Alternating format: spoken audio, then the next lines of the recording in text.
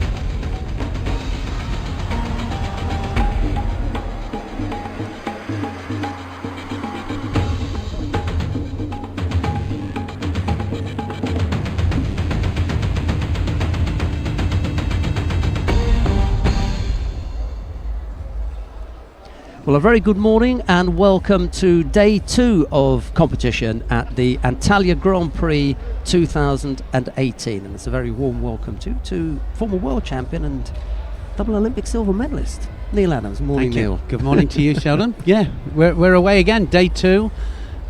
Quite a good day yesterday, wasn't it? I think we were hoping that it was going to be pretty much like Tbilisi, but we've got some of the top stars that are missing because of the continentals and the Europeans and the big championships that are coming up. But we still had some great ippons, and it ended well.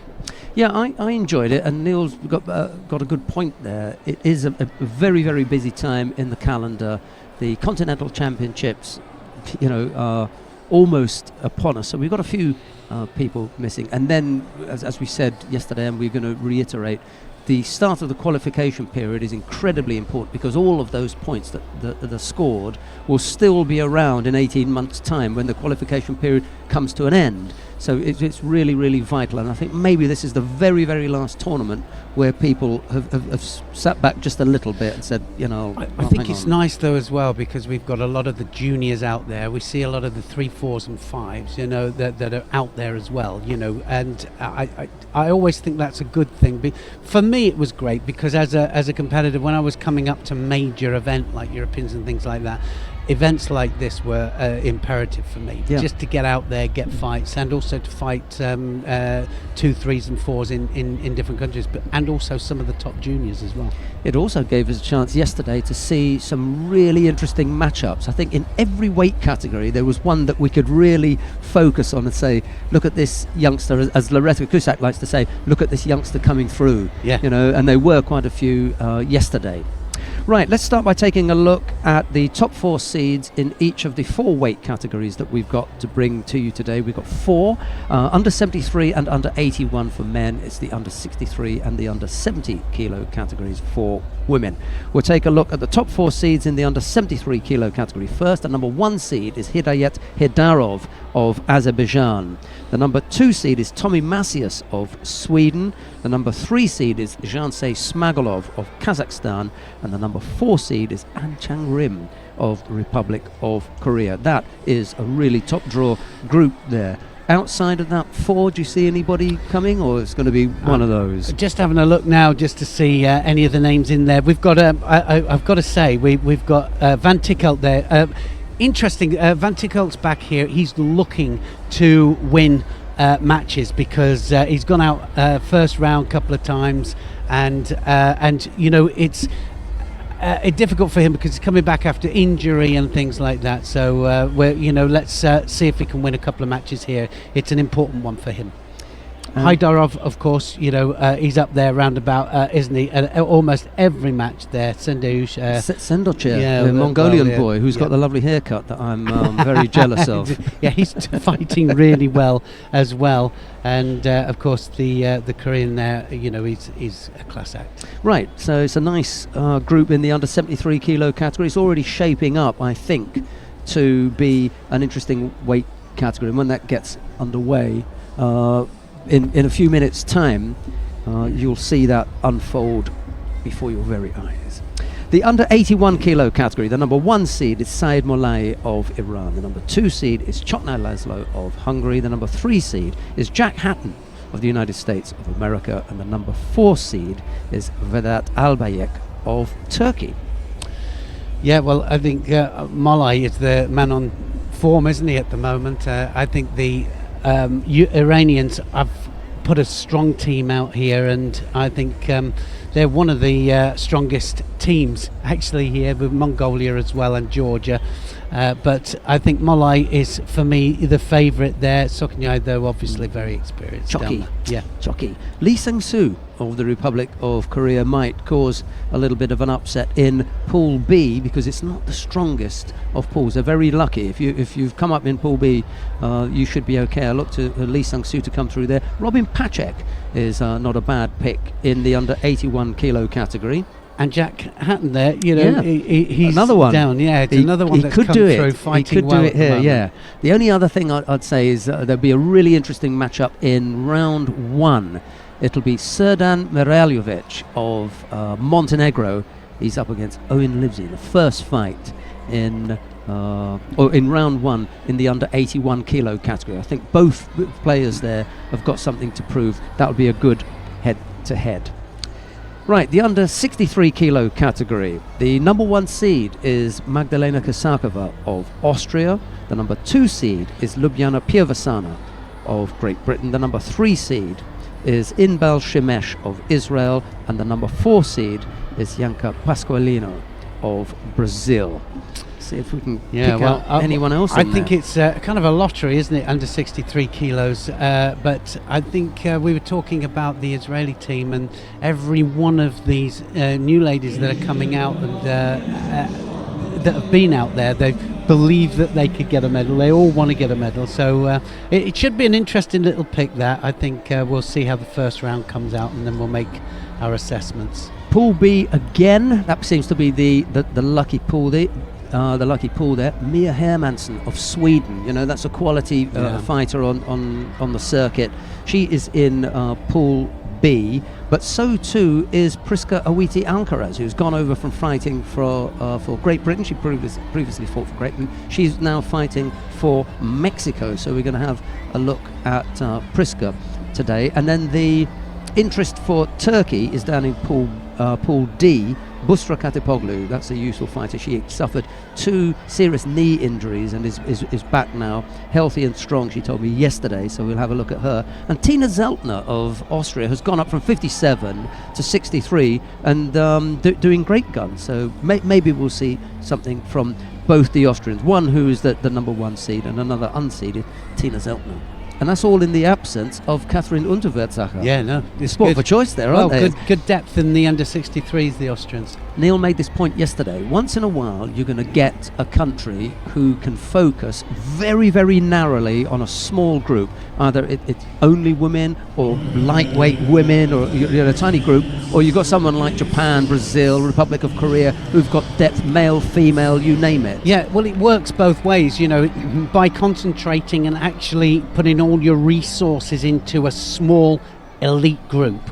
63-70. Yeah, with Bernadette Graf up at 70. She's gone to 78 now. Yeah. So just push things out a little bit, but that really is and then of course the other situation is like you just said there, Russia, Japan. Yeah, you know, you can just throw the numbers in there and you're bound to end up with one really good one at the end of it, you know. But and we got to say, talk about Sabrina Filzmerser from yesterday, 37 years old. They must be, you know, working off of her from that group. Well, I mean, that's an amazing situation. I mean, she gets another medal yesterday. And how many Grand Slams?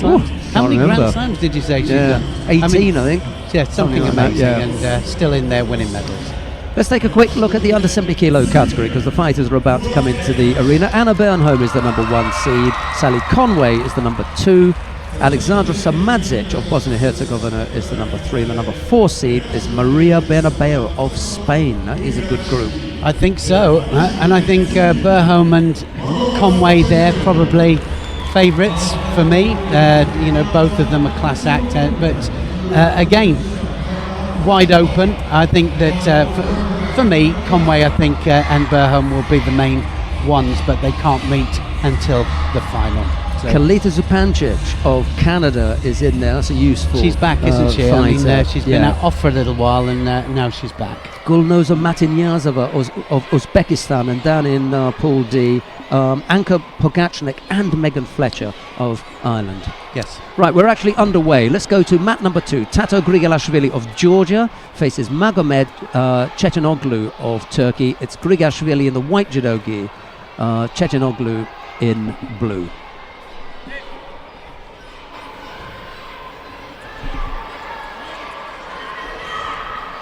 Sorry about that. I just kept you with the preview a little bit longer than I would have liked, but it's all done now. Yeah.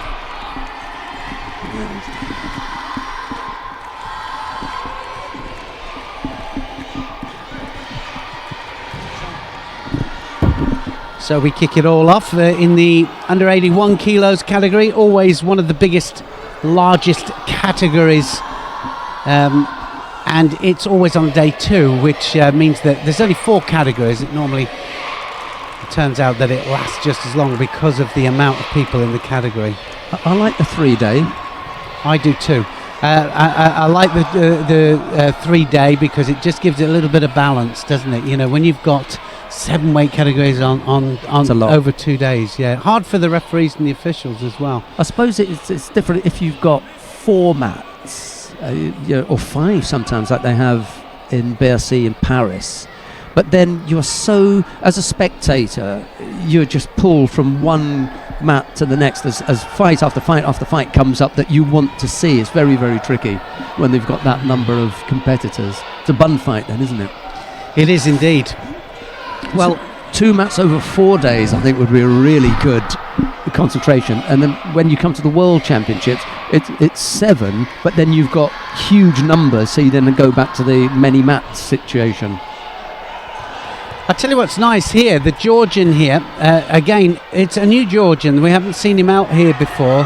Grigashvili is really taking it to him on the ground here. And it's nice to see. He's been changing from trying to get the leg out to the arm lock. And, of course, the Turkish supporters up there absolutely going for their fighter and hoping that the mate is going to be called, but the referee has let this go on. This has been about a 2-minute newaza exchange. Well, on the adjoining mat there was another Georgian. He's just won his contest, Gigauri. So they're busy. The coach in the chair for this one.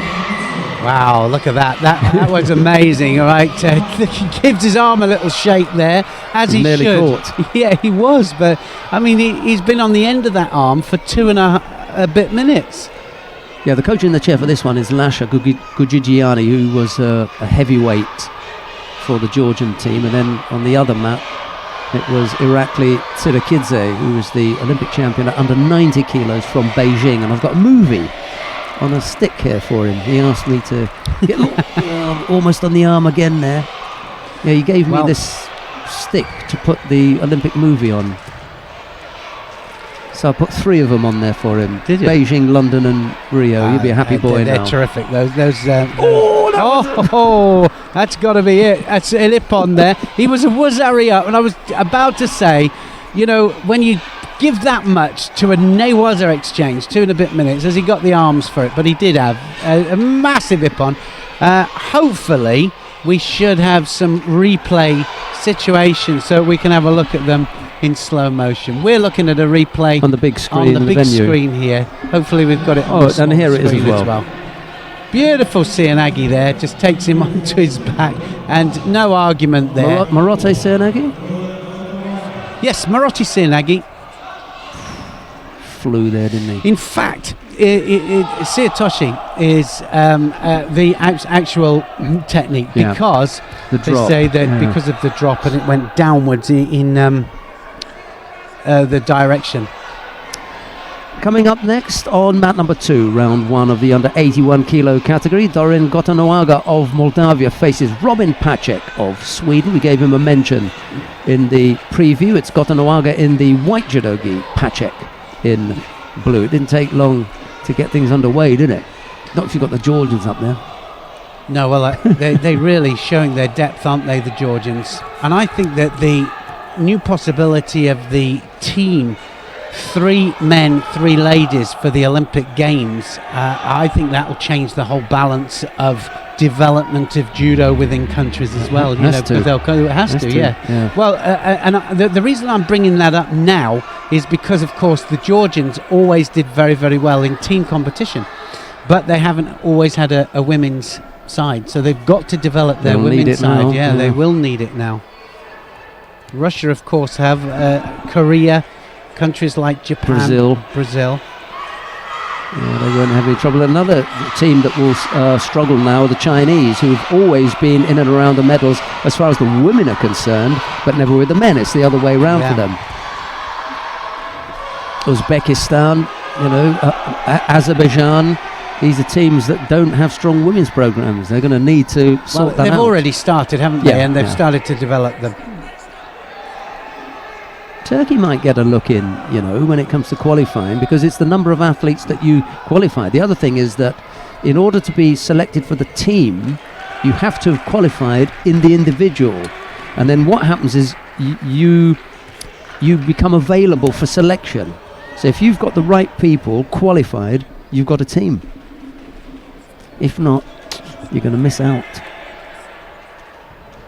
And I don't think they're going to qualify 3 men, China. So they're going to miss out on the team event. That's it. That's going to be the start point. Start point is to make sure you've got the right number of people qualified. Well, I was going to say that it's probably something that they will have to look at, because there'll be big teams that won't be able to enter a full team because of the qualification. So they might have to look at that. Yeah, I think there was a lot of work done prior to, accepting the offer from the IOC about whether they were going to have the mixed teams or not. And the thinking was, let's get in there first, and then work out. And then we'll try and do the fine tuning over the next few periods. I think that was a good idea. Let's get in there first. At least it's on the cards now. Penalty apiece, 1.5 minutes left to go. No score between Gotanoaga and Pacek. Pacek's got a good defence, and the Moldavian is finding it difficult to break it down, both standing up and on the ground. Yeah, it's experienced, Pacek, but we haven't seen him out for a little while. His brother, of course, under 100 kilograms. Yeah, he's always around, isn't he? Yep.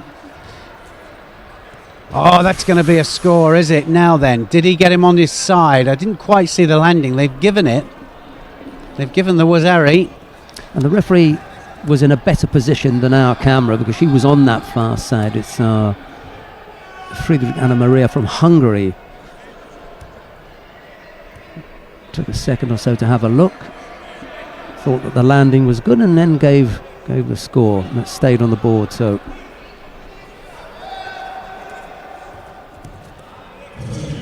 Well, now it's all systems go with Pacek. He'll have to go forwards. He's got less than a minute here to make an impression. Strong little Ojigari effort. Maki Komi now. Gotanoaga keen to keep him on the ground and burn some of that clock. 35 seconds left to go. Yeah, he can't afford to just rest on that now. That was a nice Sianagi. That's it. Wazetti upon, and it's all over for Pacek. Ooh, not what the doctor ordered. Well, he won't be pleased with that.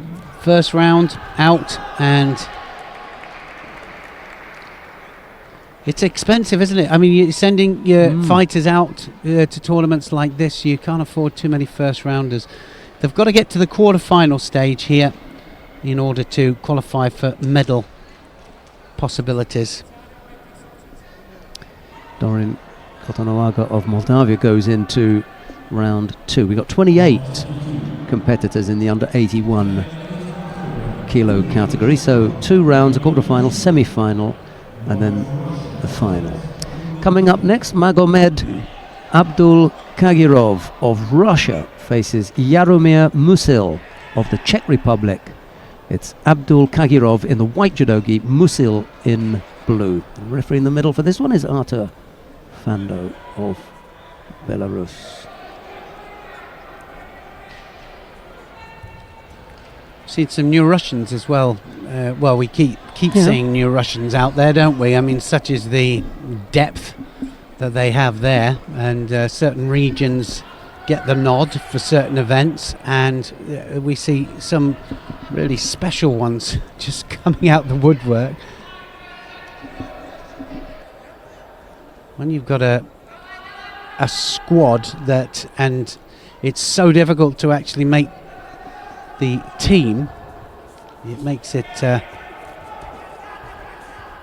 the ideal opportunity when you get a chance to show what you've got. You get out there and you win medals.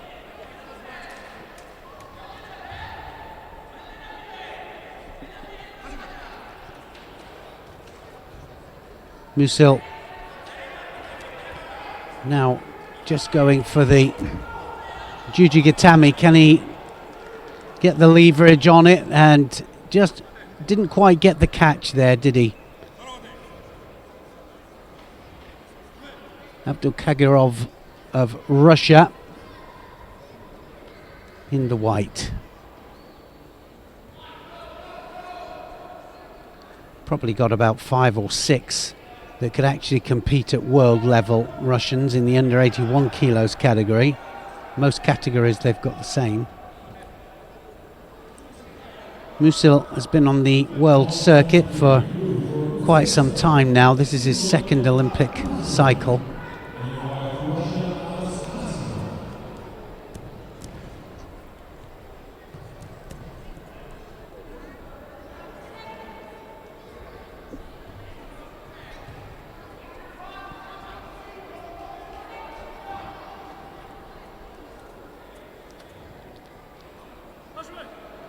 Nice to see that we've got transition down into Newaza, and also from Newaza up into standing.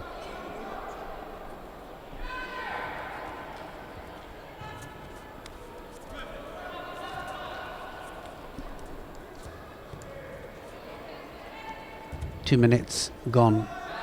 First round match in the under 81 kilos category. There are 3 different mats on, so if you want to go to mat number 1, we have the under 73 kilos category being fought, and mat number 3 is also 81.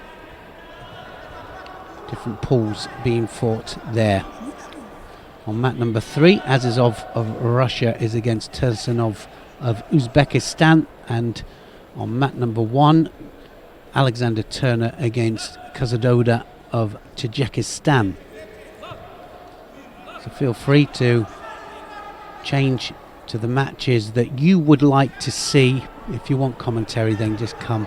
We'll be just shooting to the good matches if we can get some interesting ones all the way through the preliminary rounds, and then of course we have a different, slightly different presentation for the final block, where we have all medal matches and we concentrate 100% then on the fights themselves. But it just gives Sheldon and I an opportunity during the day just to discuss some of the fighters, a little bit about their history sometimes.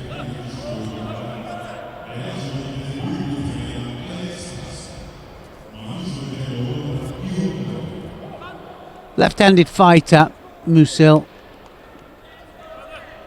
They just need one score here. One score will be enough.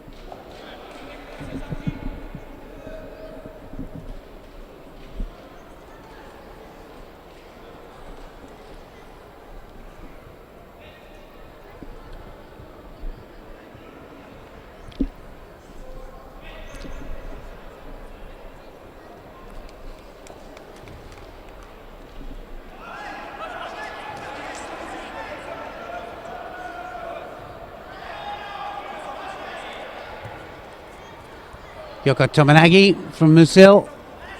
24 seconds. Are we going to see the first golden score?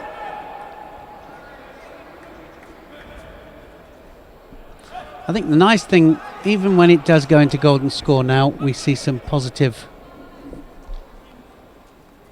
scoring to decide matches rather than just being decided on penalties.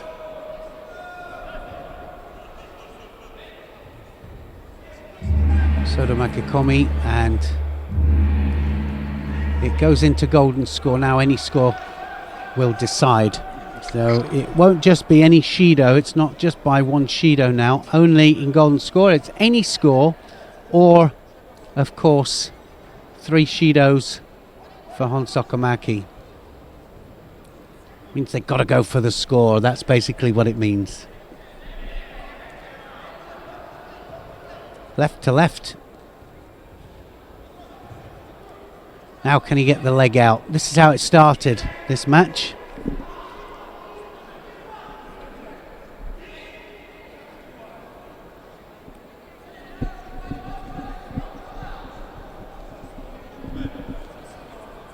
Interesting, not one penalty up there for these two, which means that they've been attacking within the allotted time.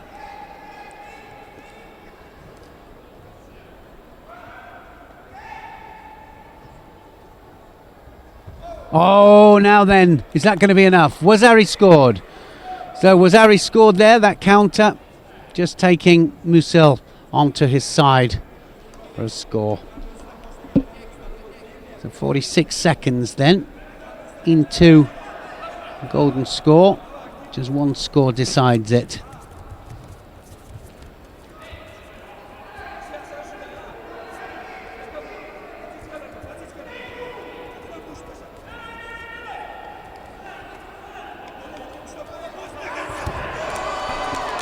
Young Russian needing a little bit of extra time, golden score period, to get past a very difficult Czech opponent in Jaromir Musil. We can stay here if you like.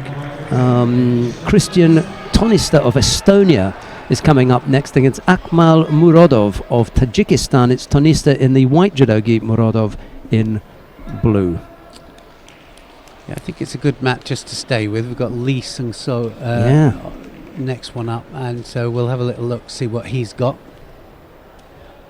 That's still in the under 81 kilo category, and then we share this map with the under 70 kilo category. But as Neil was saying earlier on, you're free to choose whichever mat you like. There are 3 mats here. If you click on one, you'll get 1 and 2 or 3. However, you click on that little icon that looks like a microphone, that's the commentated channel, and then you'll stay with Neil and myself, and then wherever we go, you'll just follow us, and we're likely to be jumping around a bit because there's some other contests that we want to take a look at. We mentioned Serdan Mevaljevic and Owen Livesey. That might be an interesting one to watch at some stage. And then I can see down on map number 1 coming up shortly, we'll have Hidayat Hidarov. He's up against Lucas Reiter, so stay with us and we'll bring you that action. But at the moment it's Tonista and Murodov. Here's Neil again. Yeah, some hard fights in this first round in the under 81 kilos category, and there was a nice Soda Makikomi. He just threatened it a couple of times there, and in the end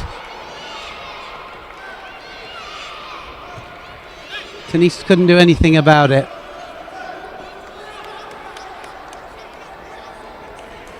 Murodov of Tajikistan, then big Soda Makikomi to decide the match.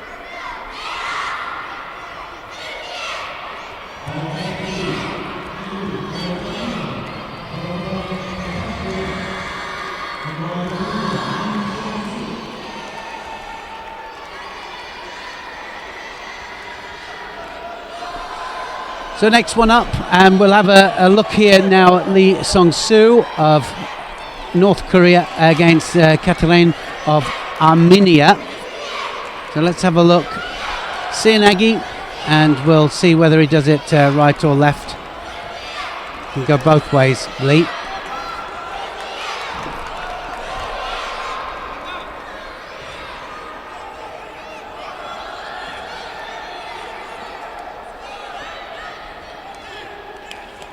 All the time looking for the dominant grip, and of course the Koreans known for their high lapel, double lapel grip that dominates. But of course now with the new rule as it is, they have to attack once they get a dominant grip. Everybody has to attack once they get a dominant grip. You can't just pull somebody's head down and hope that you get them penalised.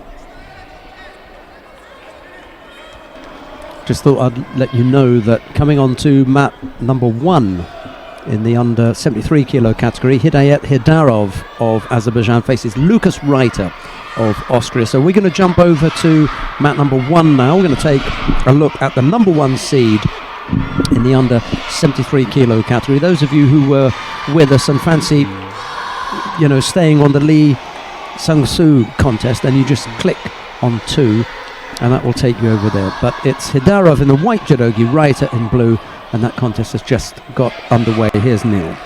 Well, junior world champion, and he is definitely one of the talents coming through.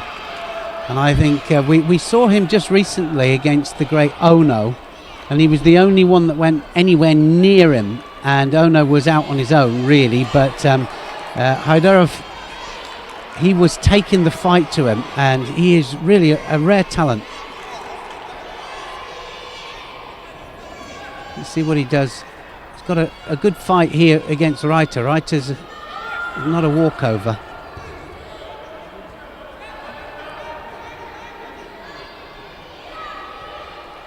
Interesting that he's here actually, because I would have thought he would have been preparing for the European Championships. But here he is. Maybe that's how he feels that he can best prepare. Well, it's funny you should say that, because I was talking to Alexander Yaskevich yesterday about it, and he said, well, maybe some people will be using it as their final preparation event. Yeah, a couple of weeks and I ago. said, well, yeah, that's about it. For me, it was always the British Open, and I'd have about 7 or 8 fights, and it would be about 2.5 weeks prior to the European Championships always. But because, and this is another interesting thing, is because, of course, they're not preparing for this event, they're training through it. Of course, the main aim, the one that they're prepping for, is the Europeans. So often they're quite tired. Their training cycle is not always at the right stage for this event. Problems for Lee Sung-Soo and the adjoining mat. He just lost his contest against the Armenian Vartan Khachatryan, thrown for Ippon, the South Korean. That's his day done.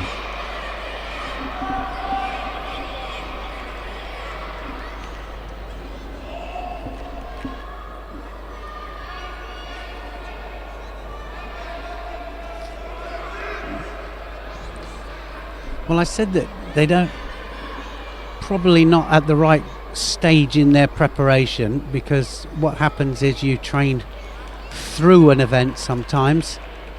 He looks a little bit tired to me, Hidarov. Oh, that's it. That's going to be an Ippon. Is that going to be an Ippon? I thought he landed on his back there. Landed lacked a bit of pace, so he gets a Wazari for it there. Beautiful Yoko Toshi, and takes the Austrian onto his back for a Wazari. Follows it into the hold down and gets the Ippon. Wazari Ippon, just needed to hold him for 10 seconds to get the other Wazari. And in the end, he just drove him, he just wore him down, should I say. Took a little while to get going there, Hidarov.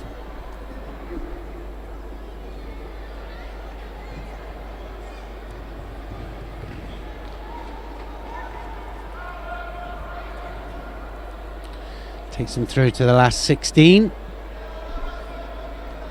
One more fight to be guaranteed medal chances. But a long way to go in the under 73 kilos category. Still a long way to go.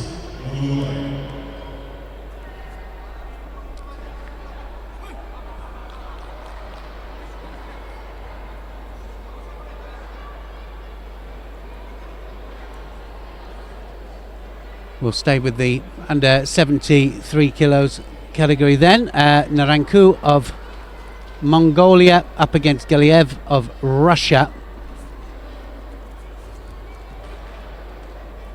Quite a young Mongolian team here, but all performing well.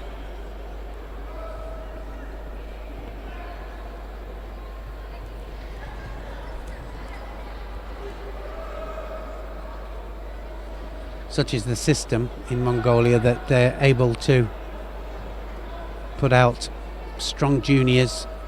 The number 2s and 3s very, very strong as well, but they're not afraid to put them out there.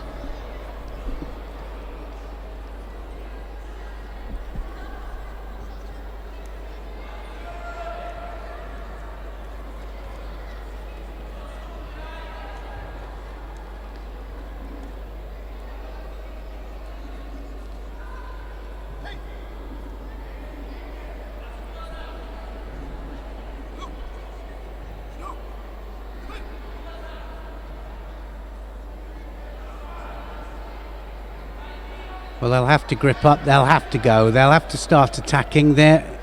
Well, that was a nice attempt there. Naranku went onto his own back there. You can't use your own back if it's any kind of counter.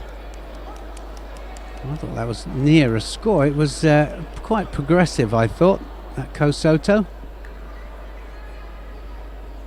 Full commitment, that's for sure.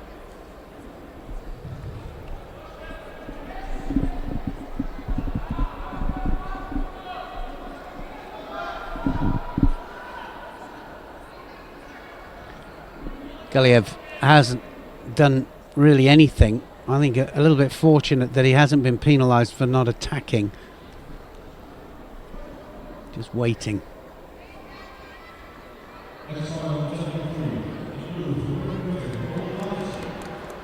Oh, that was a good counter. Got the rotation. I'd like to have another look at that, see how low he was there with that Kayashiwaza. Not allowed to go on your own back with any Kayashi. But if you get full rotation, then it'll stick. That's Wazeti upon there now. That was all over there. Just countered the young Mongolian backwards. Galiev will go through.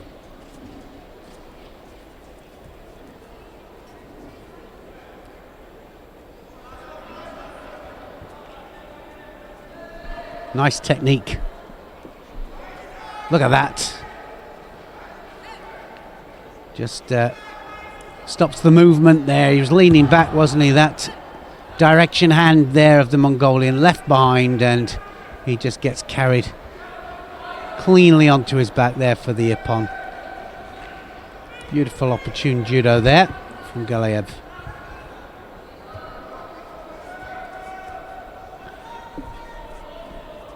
So just having a look. Now we'll go to Mohammad Mohammadi of Iran, who's up against Lucas Otmani of France. That's the next one up, and we'll stay on the under 73 kilos category there. Next matchup after that. We'll stay on this mat, on mat number 1, and then we'll have Daniel Williams of Great Britain following this against Junior Santos of Brazil.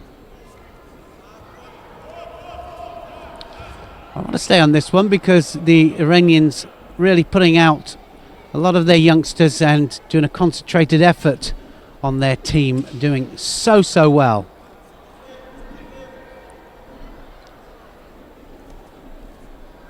Okay, so let's move it then. We're going to move first of all, and we have moved on to mat number 3 here. Matveyek of against Owen Livesey.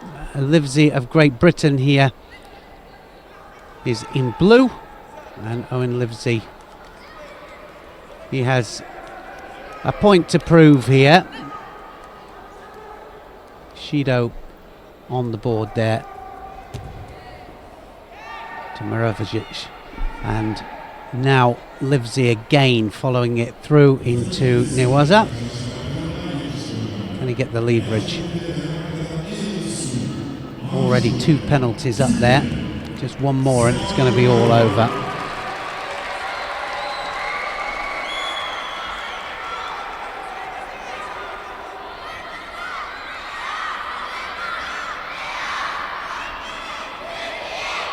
Well, he hasn't done one attack, has he, really? Milovic just can't settle on the grip. Owen Livesey just looking for the opportunity for the Cianagi.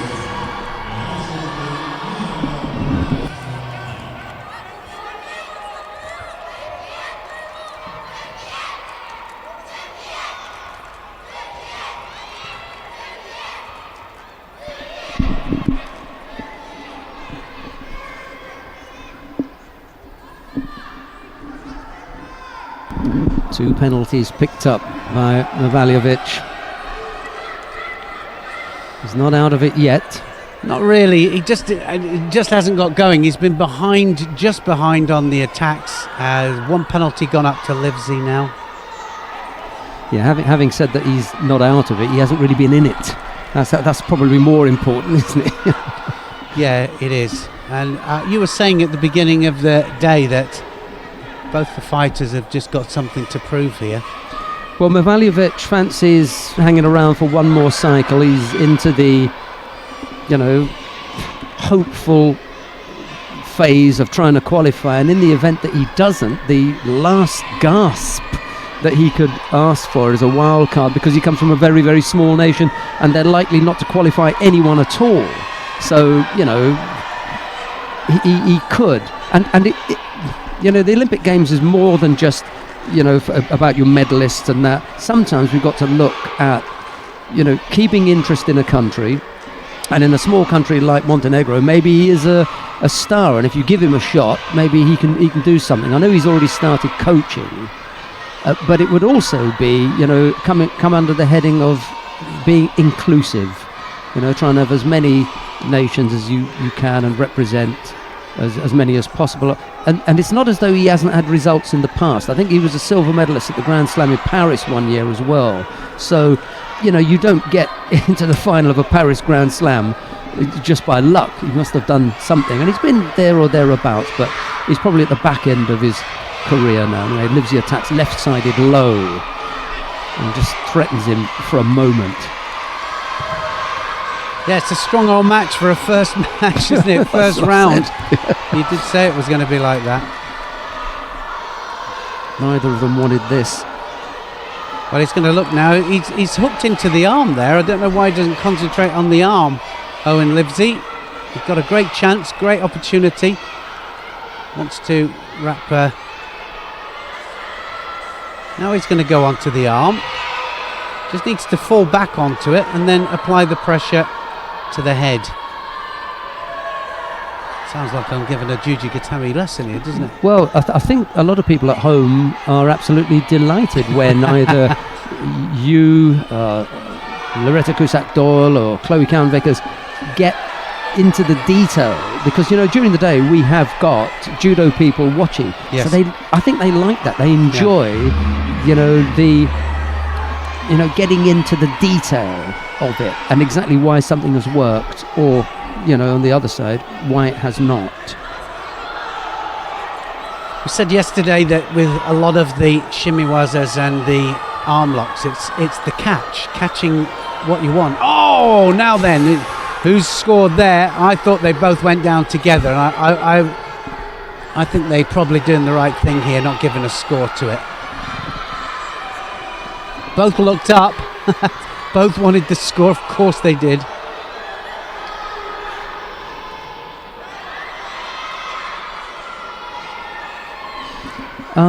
I made a mistake when I was talking about Milovic taking a silver medal at the Grand Slam in Paris. Made a mistake. He did take a silver medal in Paris, but it was when they had the World Championships there. He was a silver medalist at the World Championships in 2011 in Paris, so I take it all back. It wasn't at the Grand Slam. It was in Paris, but it wasn't at the Grand Slam. It just, didn't occur to me that he'd had that degree of success. Silver medal at the World Championships. This is a good boy. But where are we? 2018? It was 2011. As I say, back end of the career. I mean, how old is he now?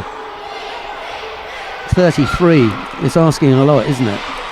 Yeah, it is. But I mean, he's out there and fighting very well here against Owen Livesey of Great Britain. Livesey Trying right and left, going over both flanks. Uchimata this time from Livesey. He's a powerfully built fighter, Owen Livesey. I like his effort, I like his determination, his stickability. There's so many things about him that to like as a fighter. It just hasn't come up with the kind of wins and results that would really do him justice. And this is typical of the kind of draw that he's going to get. You know, first round, someone who's got that kind of background, you always have to get past these sorts of people. That's another good effort. And it's almost countered as well. This is a really good battle. It is a great battle. I mean, he was waiting for that Cianagi, and as he would now. Yeah, that roll just... They're both out of it, aren't they? They're both very, very tired. So I thought he was going to give him a hand up there. Didn't have enough strength. No. He said, no, you can get up yourself. This may be it now. The referee's asking them to tidy their geese up, and that's never a good sign. Well, it's going to be Mavilovic as well that gets it. He's going to get the third penalty here. Just he was slightly off the pace, and I think that Owen Livesey will go through to the last 16. Oh, giving them another roll of the dice. Good one, because this is a good little battle here. Well, it's good for me. I'm not involved in it, so I can enjoy watching it. Oh, that was a good effort. Another good effort with the Uchimata. Mavilovic, of course, he's just waiting for that counter, isn't he? That's what he's doing. And I think another couple of attacks here by Owen Livesey, really strong attacks. And it could put him in good stead. Now's a good time to launch. 3 in a row would really put Mavilovic on the back foot. And he manages just to stick the left leg in there for, well, a little Ojigari effort. Not the biggest of efforts, but Livesey was forced to defend. He went to his knees. So that's going to count as an attack.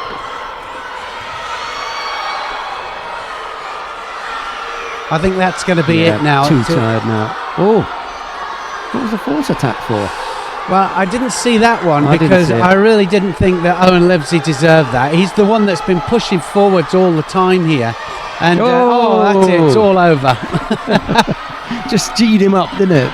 Well, it did do, but I mean, he was the one that was looking positive all the way through this. Mavilovic was looking for the counter, which is fair enough if that's your major Tokiwaza. But, you know, if you're looking for counters all the time, with the rules as they are now, you're going to acquire penalties. That was gutsy, wasn't it? Yeah, in the end, a nice little Makikomi there. Yeah. And a great win there. I think. Yeah, I think so. What a battle that was. 2 and a bit minutes of golden score.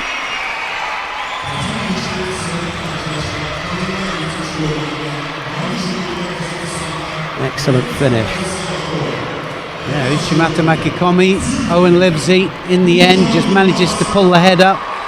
Great example there as well of going off the sleeve, immediately attacking as soon as you get a grip. They were both fighting hard for grips all the way through. And Mavilovic is still trying the counter as he's going over. Look, he wraps his left arm round, doesn't he? Trying to pull him over. Good finish. Right, coming up next, who've we got here? Zere Betaziski of Kazakhstan. Are we going to go down to 3? It's up to you, I mean. Well, I quite fancy just having a look at Danny Williams here. I was well. It's up to you. No, we'll stay on this one. Here we go.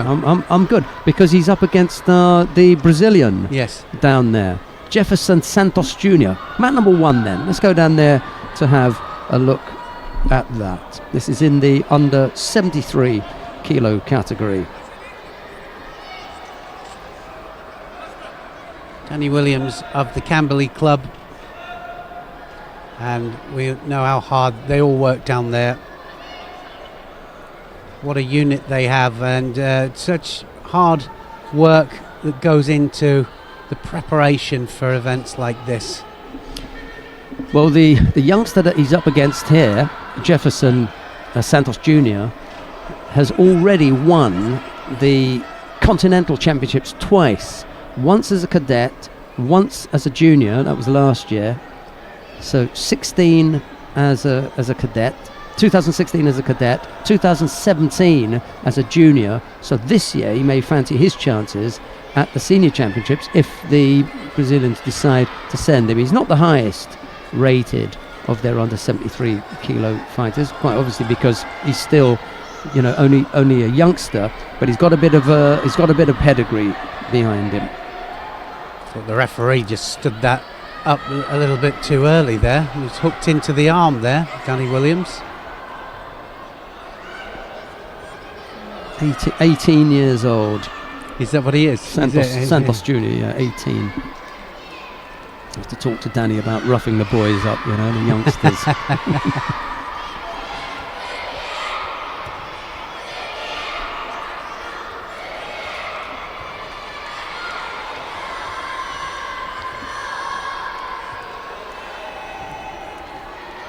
Well, always strong with the grips.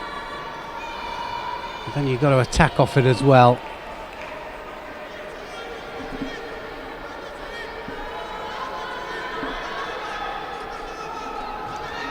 First Shido up there to Williams.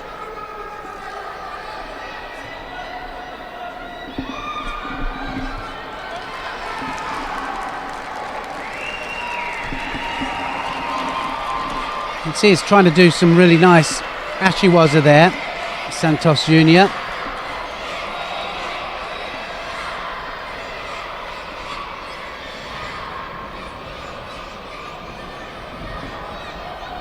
Got to get rotation with that Seanagi Williams. Now he's got an opportunity for the Jujigatami again. Now he's going to go directly on it. Here we go.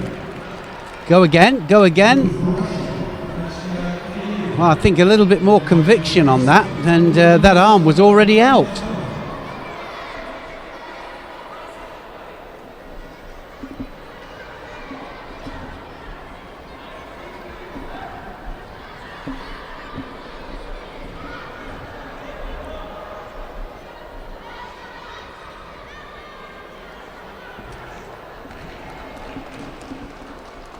So nothing in this match into the last minute.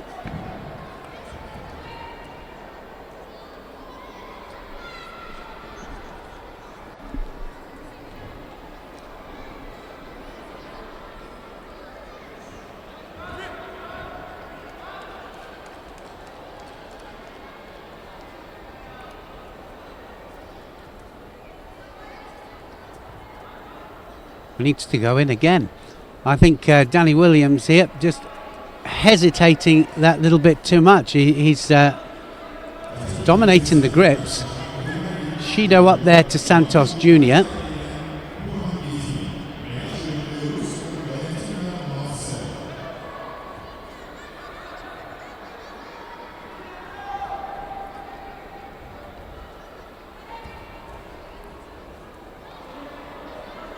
First 4 minutes, pretty even.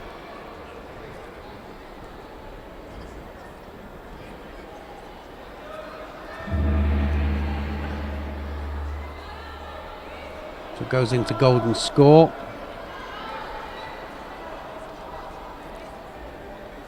Well, I've had a few people, you know, when I've talked about golden score, what they think about golden score, and I've had some mixed views about it.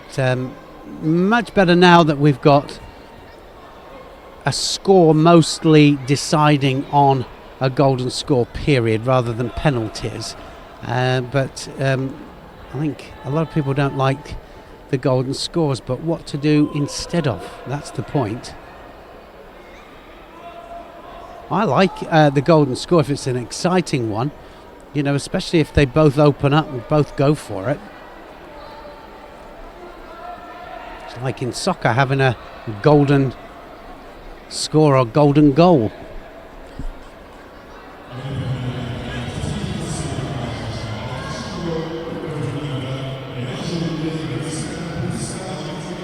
It's a very even match this. This is going to be just decided, I think, on one score.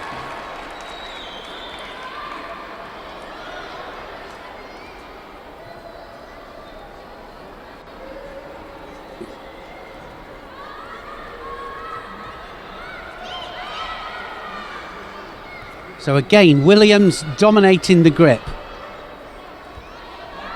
Poor attempt at Tominagi there from Santos Jr.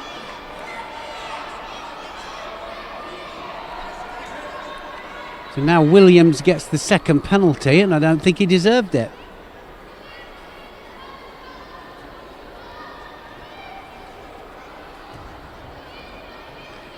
That for me was a really poor attack. Of course, the difference between a valid attack and a poor attack. That was a nice Cianagi, that one. Now he's really got to start to go to work now, Danny Williams, because he is in danger of getting that third penalty. And again, nothing there with that Yoko Toshi. And he gets penalised for it this time, so 2 penalties apiece. That might just change the mechanics of this.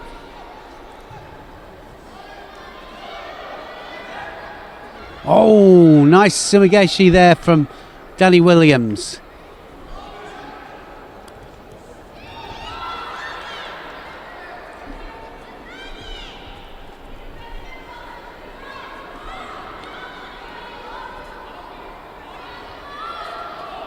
Well, now he's starting to climb on top of this now. Needs to put the pressure on. There's a nice one. Oh, that was on the arm as well. Now, was that against the arm? We've seen quite a few Sorisura Komigoshis going against the arm in the wrong way, against the elbow joint. Oh, he's got it. Danny Williams has got it. What a counter-attack that was. And nice Tewaza to take Santos Jr. flat on his back. That was really a nice technique under pressure there. Well done to Danny Williams.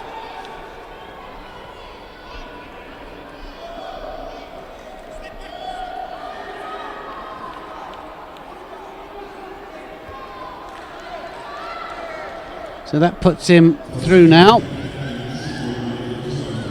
He'll be fighting Mohammed Mohammadi of Iran.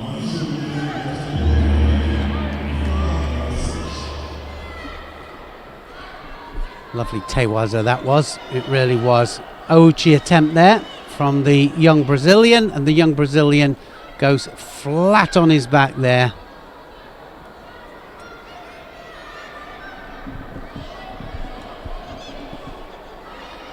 So Danny Williams through. And Changrim next up.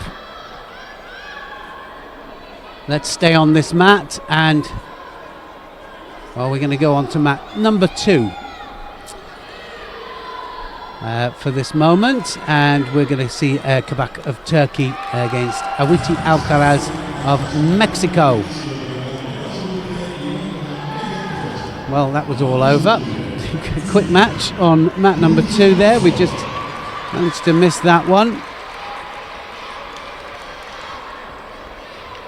So we'll now go, we'll stick on mat number 2 here. Syed Malai, the number 1 seed against Grigilashvili of Georgia. So this should be an absolute cracker. First matchup for Malai, and he is up there against the young Georgian. But watch out for Malai, world bronze medalist.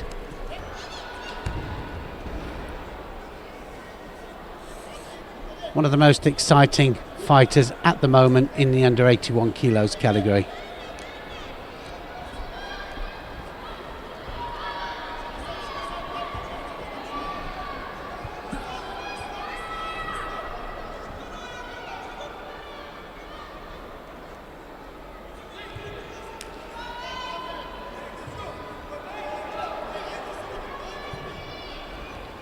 Well, just applying pressure all the time there, just backing the Georgian up.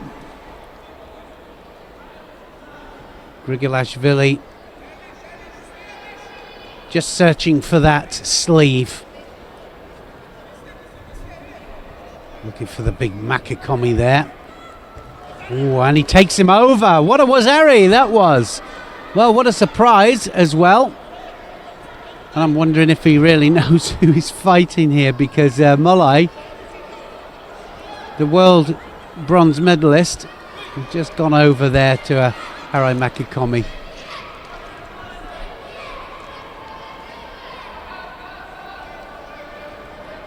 So now Malai has got it all to do.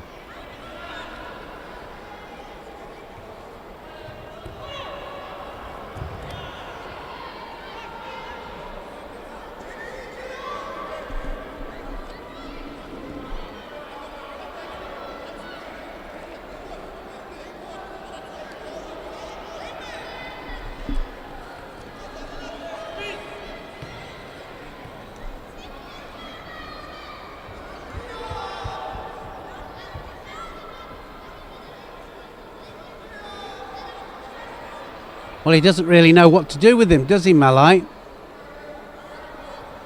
Big danger is that arm coming over. The Georgians always so dangerous with it. Every one of them does it. Right-handed stance, the left-handed Harai Makikomi was what caught Malai.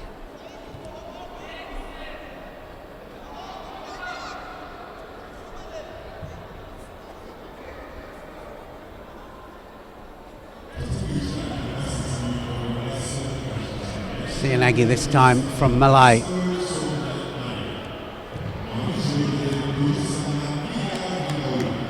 Halfway through the contest.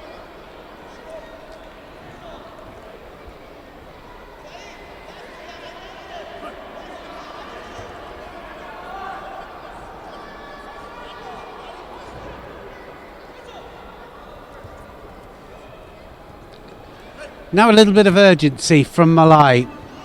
He's thinking, if I'm not careful here, possibility I'm going to go out. So now the urgency is to get the grip. Big arm over the back here. Grigalashvili, oh, he gets taken over. That's a Wazari back. So that urgency paid off.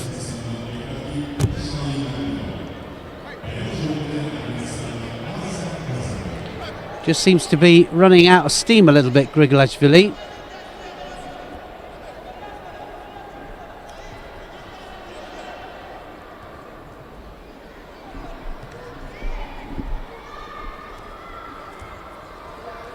Still coming forwards. Look at him, Malai, hungry to get the grip, and Grigalashvili, like I say, just looks to me as if he's struggling. And this could be Malai's opportunity.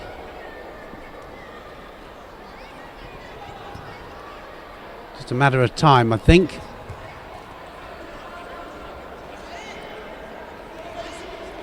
Penalties will begin now. This is where having good condition is absolutely imperative, because this is where it costs you. Sianagi again, Malai.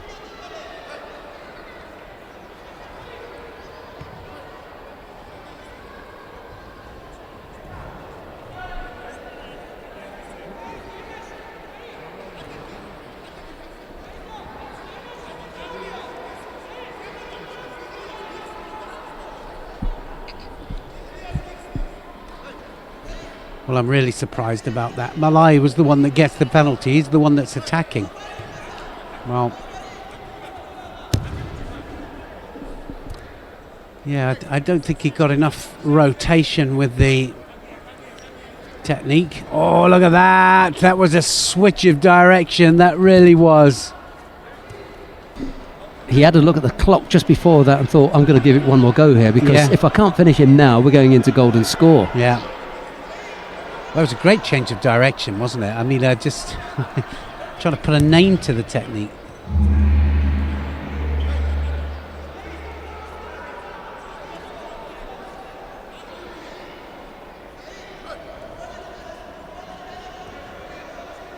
Well, we're underway with the golden score period. Both fighters managed to come up with nice scoring, during the normal time. A single Shido against Malai for that false attack a while ago.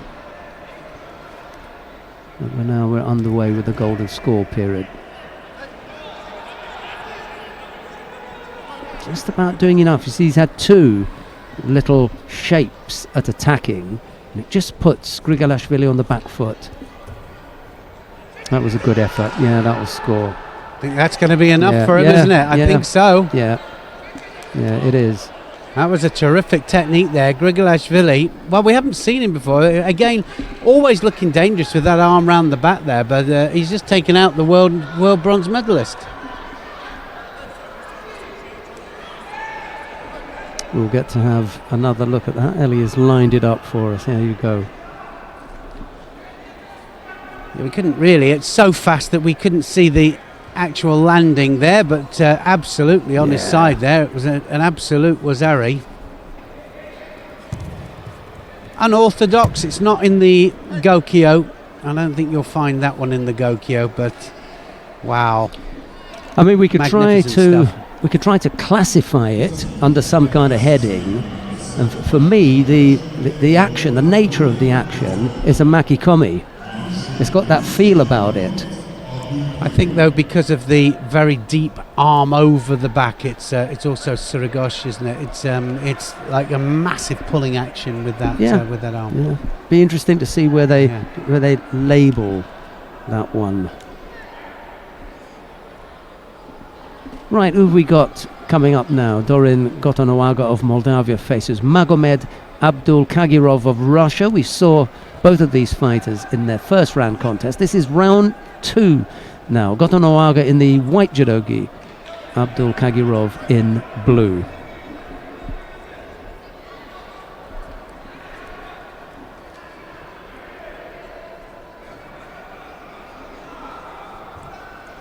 Looks a little bit injured to me, Dalalov. Either that or just an unfortunate accident. Yeah, that's what it looks like.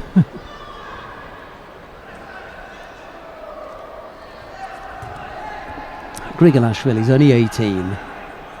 He's just done Malay. Only 18. So I say, youngsters coming through here, performing well at the highest level, and that's what it's all about. That's how you blood your juniors. Bronze medalist at the Junior World Championships and a bronze medal winner at the Junior Europeans. Keeping himself busy.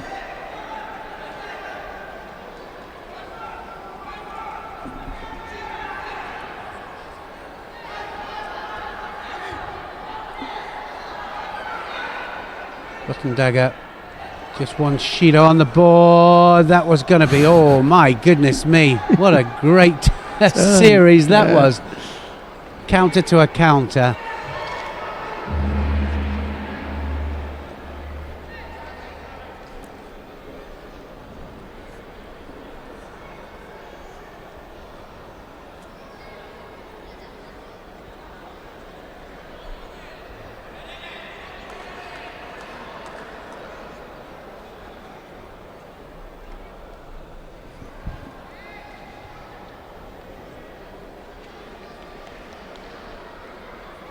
Just looking up at the crowd, it's not packed, is it? It's not packed, but it's also not empty. It's we've got a lot of Turkish support, of course, as you would expect. I think they're going to be looking to Busra Katapoglu in the under 63 kilo category today. She's a good hope for them. She's got a reasonable draw. If she can overcome the psychological difficulties that she has admitted to having with regard to recovering from the 2 serious knee surgeries that she's had, then well, never easy, is it, when you've been injured, and it's just building confidence again. Nora Zhakova won the under 57 kilo category yesterday for Kosovo. Her brother is on the mat now, Akil Zhakova, down on mat number 1 if you want to watch him. We're okay here with Gotonowaga and Abdul Kagirov.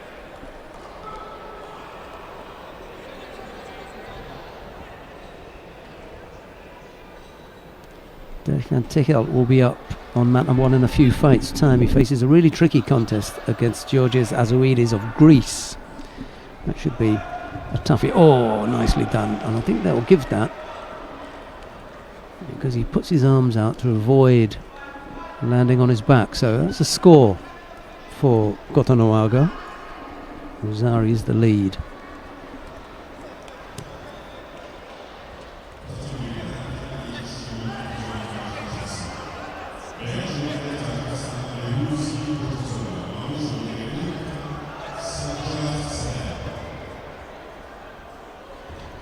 Well, the second score there from Gotonoaga.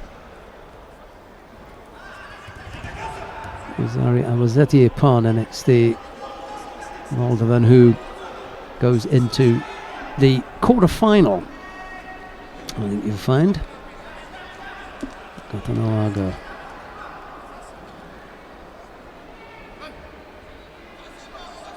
And he's going to face Tato Grigalashvili of Georgia in the first of the quarterfinals. We can stay here on mat number 2. We're going to have a look at Vedat Albayrak of Turkey. He's up against Akhmal Murodov of Tajikistan. It's Albayrak in the white judogi, Murodov in blue.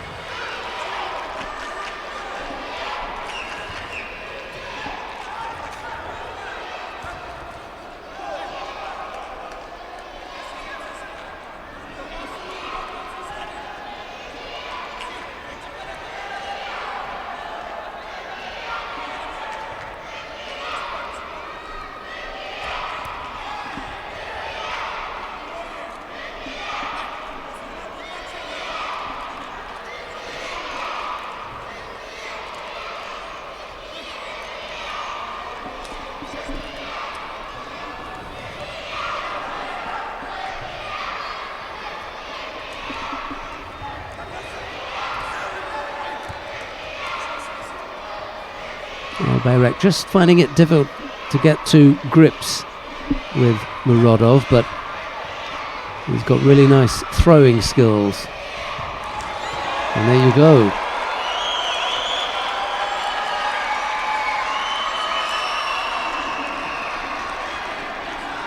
Came up with the score. We may want to have a look at that and just check to see. No, I think it's Ipon. It's worth Ipon. So Bayrak it is. Given Ipon for that big hip technique. It's up on the big screen in the venue.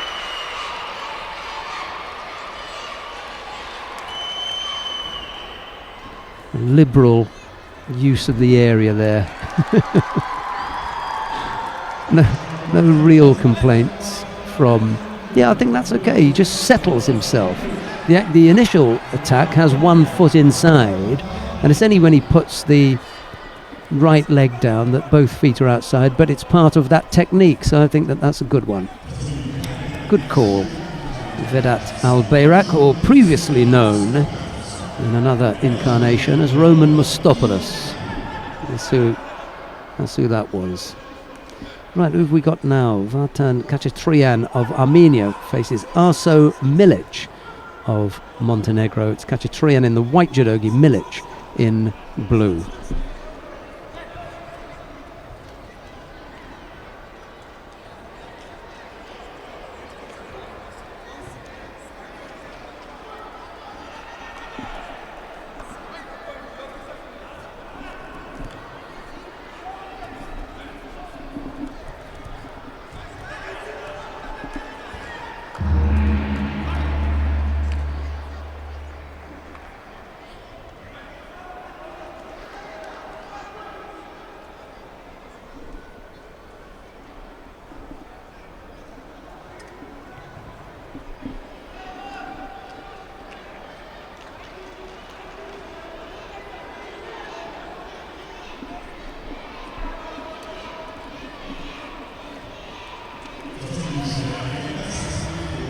Both fighters have picked up a penalty apiece.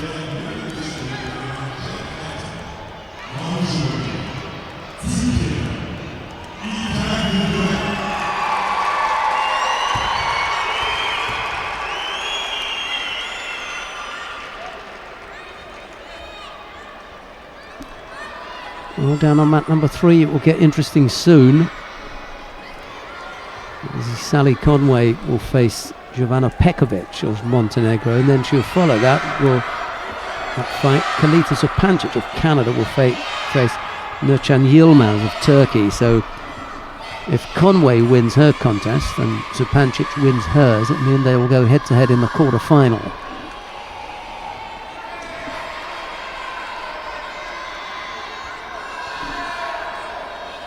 It could end up being quite a little battle, that one.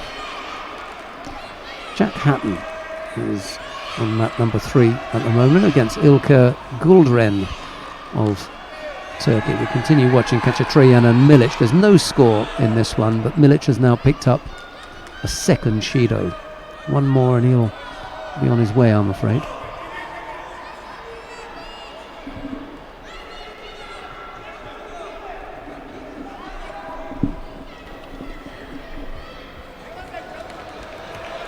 Yeah, it's a little bit more urgency, isn't there, to his step now. He's almost walking into certain techniques there. Wasn't that long ago that Owen Livesey was on the mat. He's lined up again, ready to come into the arena for a second round contest. This time he'll face Vladimir Zoloyev of Kyrgyzstan. It didn't take long. That was nice. Nice counter-attack that, wasn't it? Straight in there. And Wazari scored directly into the Olsai Komi, and Keskiatami, quick look at the clock there, just needs to hold it for 10. Right on the 10 to get his step on. What was the change from it? I mean, it didn't make it stronger for me, the Kazuri Keskiatami. You want to squeeze that on as much as possible, push your head down. But he was trying to put his hand out, and it got weaker every time he did. Yeah. I was never a fan of, the Kazuri Keskiatami. I always like to have both hands around, wrap up the head as much as possible. But sit up and put your hand down. It looks like something from Kata, doesn't it? Anyway. Well, he must have felt the danger, that's all I can say. He did, because he got turned in the end, but it was right on time. Khachatryan couldn't bring it off during the regulation time, and Milic it is who takes that one. Okay, we can stay here. It's Anna Bernholm of Sweden. She's coming up next. She faces Simanur Erdogan of Turkey. Bernholm in the white judogi, Erdogan in blue. What a lineup there. Bernholm, Polares, Bernabeu and Gershak. It's not quite the cream of 70 kilos, but it's pretty well up there. That's a good group. Bernholm has never looked as good as at this weight category. As at this weight category, which I advised her against. Did you? And she's never let me forget it. Look at that, Sumigaishi there, straight into the opening attack. Wazari scored and almost into the Olsai Komi. It was almost all over. Yeah, she does. She took a little while to settle in, didn't she? And then she just found her direction with it. And she's a real contender in the under 70 kilo category at any level now, I'd say. She's found her spot. She left. I think sometimes you can keep your weight down too long, and it can sometimes not suit. There's a Wazeti upon. That was very, very easy there from Bernholm. She made that look very easy. And I cannot ever remember a time when Bernholm looked that convincing at any level at under 63. I can't remember her doing that to anybody. No, she seems to have a different balance there, which is interesting. Dishing it out here.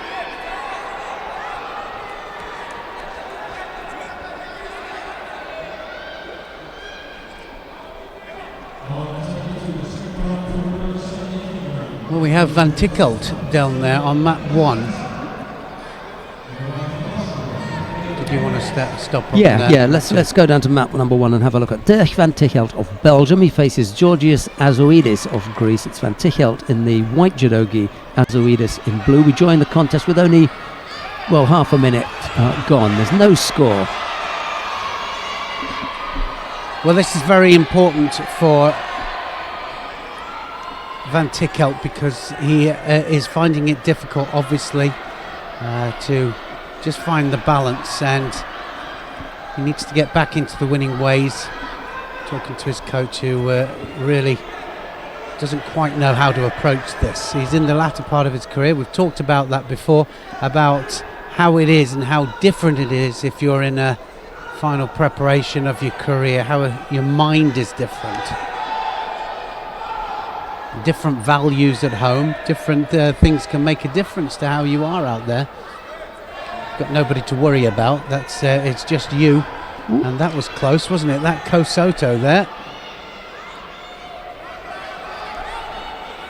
There's all this of Greece there with a big Kosoto.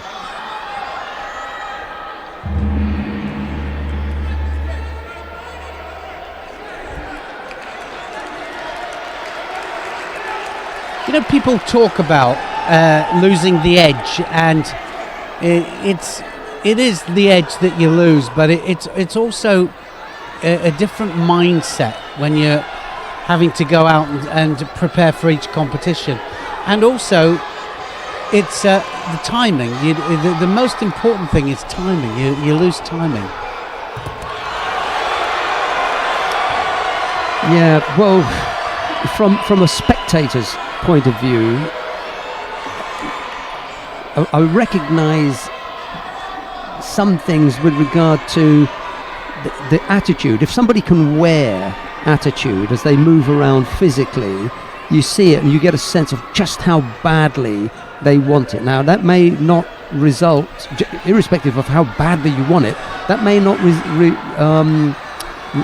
you may not get a return on that. You can want it as much as you want, you just can't do it. Whereas yesterday we saw a former Olympic champion going out for her bronze medal contest, and when she came off having won, she was in tears, and that told me that she still wanted it. She really wanted that bad. She was desperate to come away with the result. She got a bronze medal last week in Tbilisi. She's come away with a bronze medal here. She can go back to her national federation and say, there, I'm medaling. I'm still producing at this level. Still support me. And I'm still there. Back me, because I think that they were on their way out.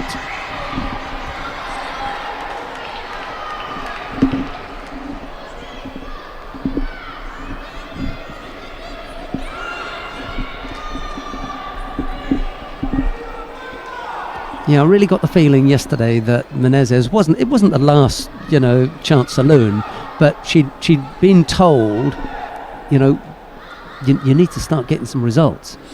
And when she lost the semi-final, there was only one thing left for her. She had to dig deep and come back and take that medal.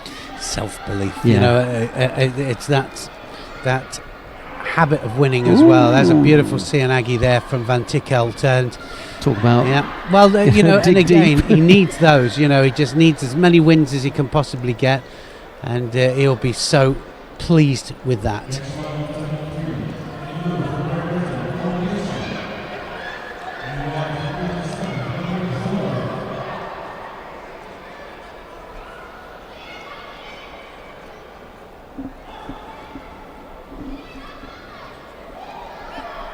Dirk Van Tichelt through to the last 16. Yeah. So still a bit of work to do. Yeah, still a bit of work, and then it goes quite quickly. Then doesn't it? 3 rounds, quarter-final, semi-final, final. So it's a big day. It's a big group. 36 fighters in there.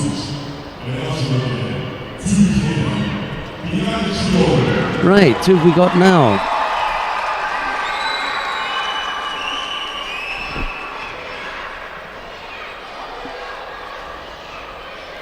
Well, down on mat number 1, it's Bilal Çeloglu of Turkey. He faces Nikola Gusic of Montenegro. Mat 2 is Michaela Polares of Austria. She faces Zera Betaskinski of Kazakhstan, and then down on mat number 3, Vladimir Zuloyev of Kyrgyzstan and Owen Livesey of Great Britain. It hardly seems like 5 minutes ago that Livesey was out there. Let's give the homeboy a run out here. Cheloglu. Yeah, Cheloglu's actually all attacks at the moment, going for it. I think a little bit affected by his crowd in a good way. But about 5 attacks from him.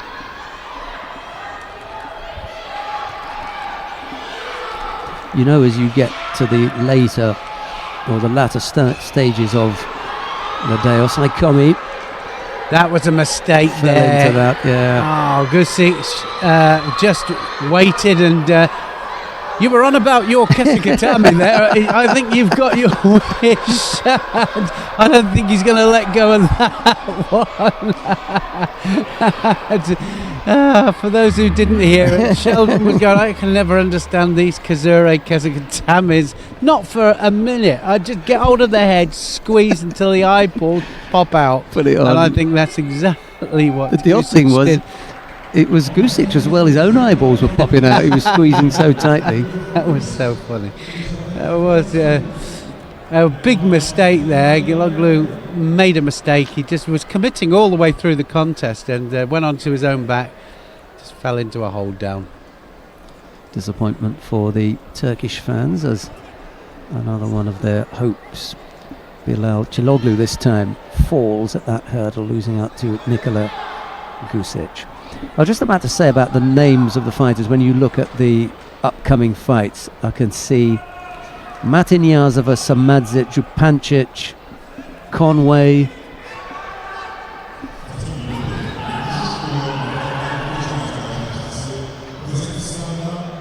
Oh right, yeah, this is the Kazakh Smagolov who wasn't going to make an appearance. Lucky old Christopher Wagner, eh? He's injured. What a shame. I'm sure Wagner is really upset that he doesn't have to fight him. Anyway, let's hope that Smagolov recovers quickly. Yeah. Ishen Amanov of Kyrgyzstan faces Lasha Lomidze. I wonder where he got that name from. Amanov in the white judogi, Lomidze of Russia in blue. We were talking about how many Georgians there are all over the place, and Lasha Lomidze, that's definitely a Georgian name, isn't it? It definitely. Sendoche Sogbata is up next against David Lima as well, and then we've got Omari Niazashvili of Georgia against Len Qinghuang of Chinese Taipei, Hidayat Hedarov, and then Felkis Galuev of Russia. There's a great lineup on map 1. Those are the fights coming up on map 1. Map 2, Bernabeu, Gershak, Kasakova, Badurova, they're all coming up there on map 2. And then on map 3, Conway, Zupancic, Samadzic. Some good matches. We've reached that point where it really becomes interesting. So the pick is yours at home, Neil. What's interesting is you pointed out about Lamidze and the fact that they're Georgian sounding names, and this particular area that these Russian fighters that are out here, wouldn't be surprised if it's on that border, yes, the Georgian border. Yeah, we said that yesterday about the possibility that they were completely Russian, but they came from one of the republics that borders on, I think it would be Abkhazia or somewhere like that. That's Ingushetia. They probably have those sorts of names. Oh, Georgians are going to claim it anyway. What a nice way in that was for the Kosoto. It came from nowhere there, from Amanov. Just managed to turn onto his front. Yeah, but he just didn't. He looked very casual with it, but it really did have intent. And this time, Lamidze, nice little Kouchi. If you can, so can I.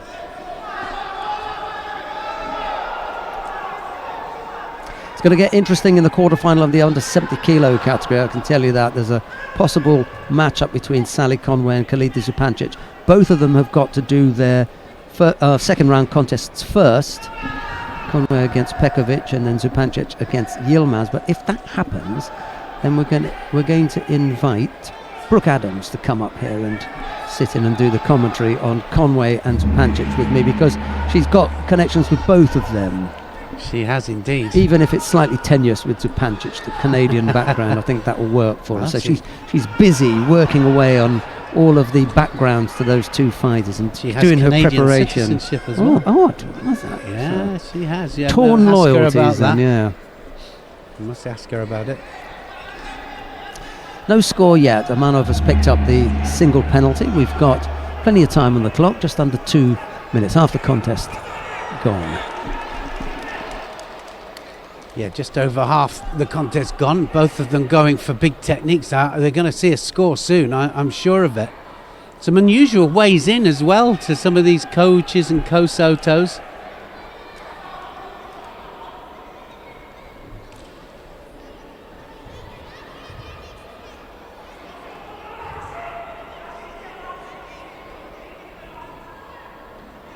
So round 2 of the under 73 kilograms. Some new matchups, different fighters, and they're obviously going to meet again throughout the next few years. And again, straight off the gun, and now going for the shimiwaza here. Amanov just not quite quick enough for the catch.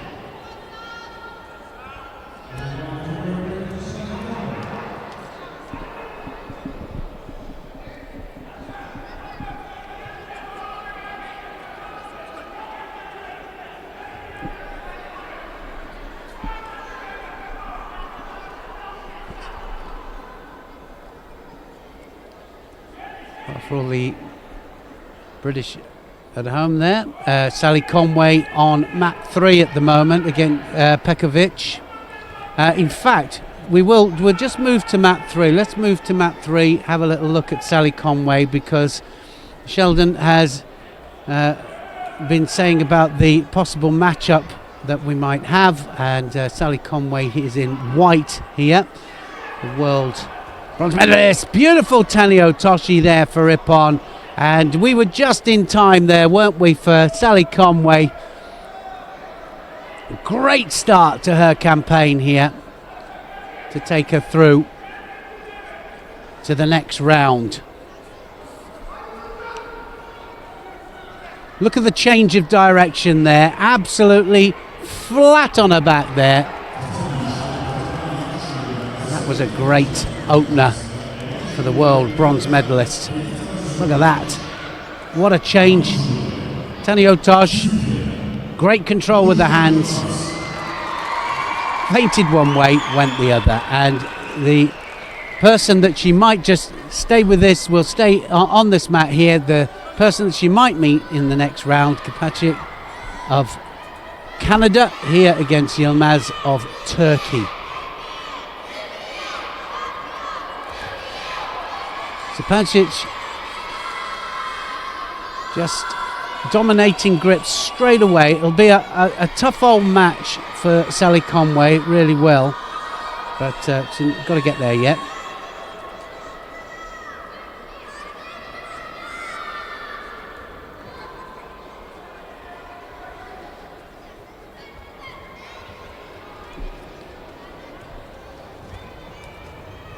Shadow was talking about the mixed support in our household, because of course Nikki supporting the Canadian side, and of course the girls have dual nationality, so interesting one with Zupancic and also Sally Conway. Dominant so far. Now can she just dig in for the Sangaku? She's going to go on to the arm, and then she'll climb for the shimiwaza. Yilmaz of Turkey, not really got off go yet. Got one penalty up there.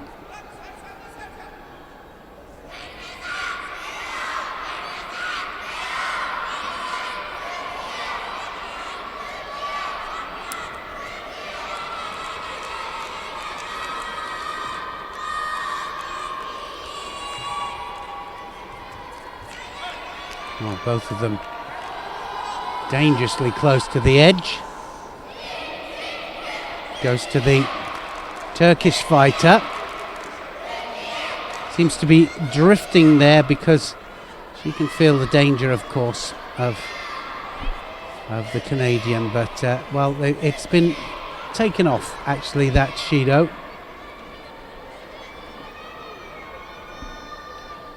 I've got to say, it would have been difficult to choose who to give it to.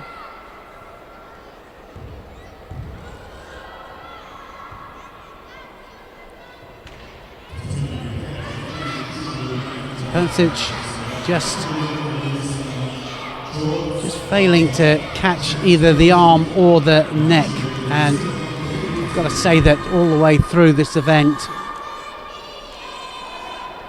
the detail and the catch for certain Newaza techniques just a little bit needs a little bit of work.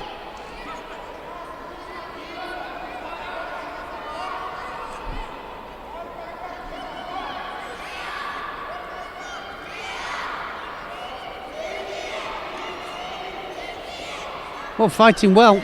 Yilmaz, she's not going down easily, that's for sure.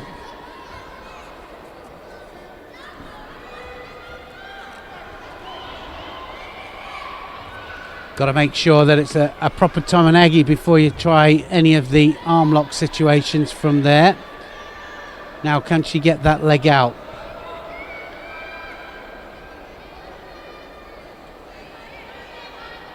Trying to climb up. Of course, the Japanese team, Japanese women, just so good at getting this leg out. I'd say 99.9% of the time the leg comes out. There has to be a procedure there. Into the last minute.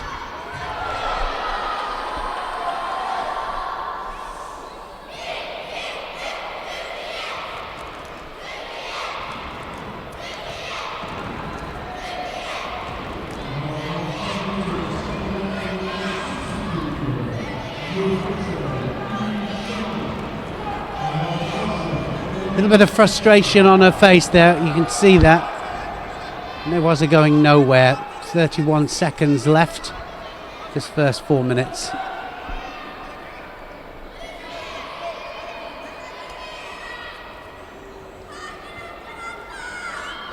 Now that's going to be a score. Wazari scored there, stayed there too long, Yilmaz.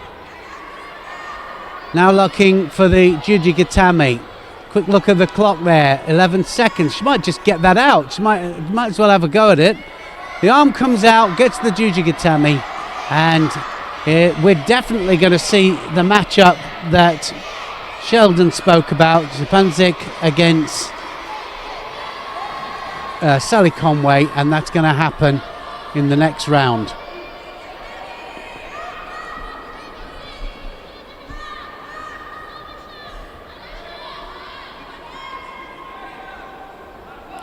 So we have a Great Britain against Canada.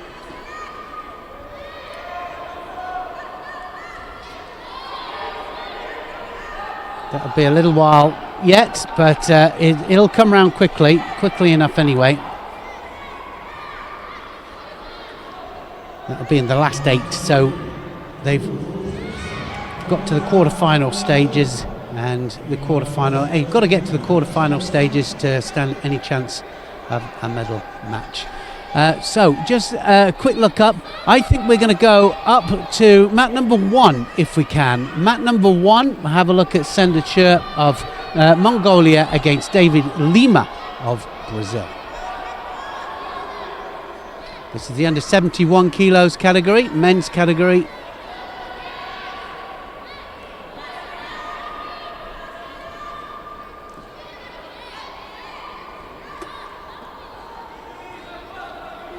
Certainly got some good form of late, Sender Chur. Only young. Just off the back of a Grand Prix win. And look at them both fighting there. It's a prime, a really good example there of a left against right extreme.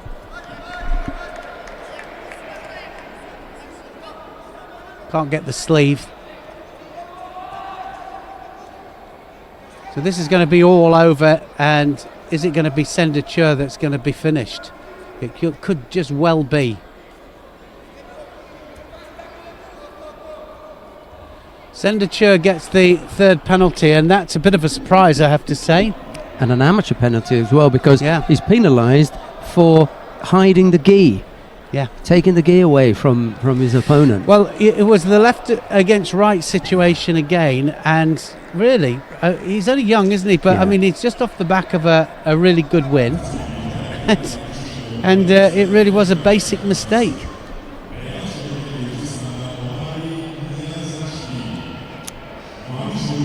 Right, we've got Omari Niazashvili of Georgia in the under 73 kilo category. He's up against Lin Chia Huang of Chinese Taipei.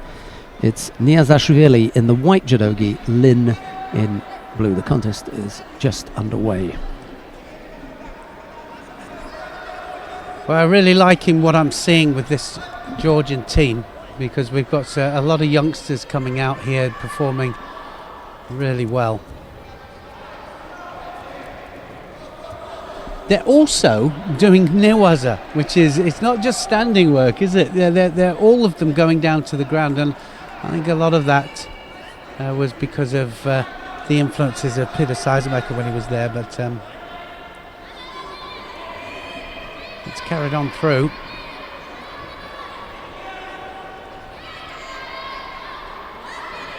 He's looking for the setup for the Uchimata here. We might just see a big technique to the front. Lin will not be able to stand still for too long.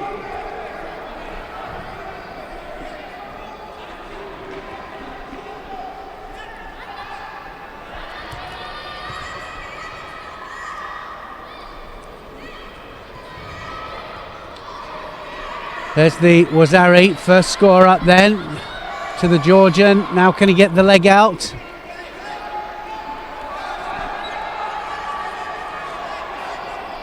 Ties up the top half. That's a Sheldon special.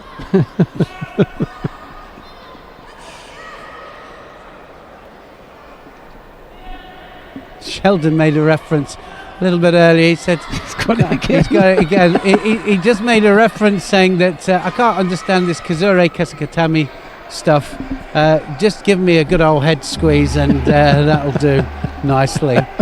And we've seen two of them since. He must have been listening to. He must be on a direct communication pathway. I'm going to come across as a bit of a brute, aren't I? That was brutal. For those of you who've never seen me, I'm nowhere near it. 60 kilos, you can't be a brute. But I just think, there are times when it's a contact sport. It is going to be rough. There are going to be times when you're in a position where it's uncomfortable. So, rather than having someone to do it to you, do it to them. Dish it out. I think the big point here is, when you get it, don't let it go. Yeah. On mat number 1, Hidayat Hidarov of Azerbaijan is back on the mat. This time he's up against Felix Galyuev of Russia. Hidarov in the white judogi, Galyuev in blue. Yeah, it took a little while to warm up, didn't he, Hidarov? And I think that I'm probably right that he's not training for this. He's coming through this, using this as a warm-up event for the European Championships. Every match, every second out. Galyuev is not going to fancy being put down as one of the warm-ups, but I'm afraid to say that if you ask some of these fighters, and we did yesterday, where their focus is in preparation for what they see as the next big step. Yeah. Well, of course, Galyuev, it probably isn't going to go to the European Championships, but certainly Hidarov that's is. Very true.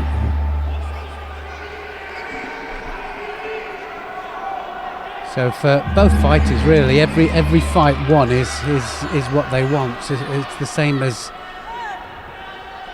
with Van Tickelt. That was a good score there. Hadarov, good change of direction, gets a Wazari. Well, they haven't put it up. I thought it was a Wazari, but I'd like to see that one back.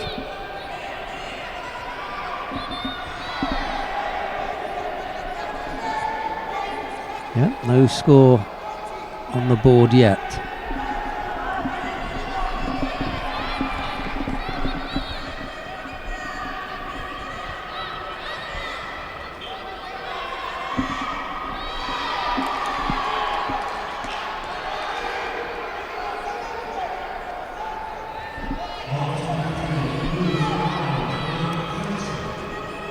Well, now he's starting to warm up a little bit.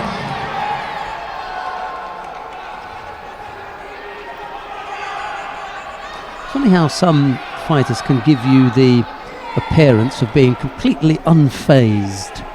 Yeah, they're just going about his business. Yeah, no, he is. He's very cool, calm, and collected. That man.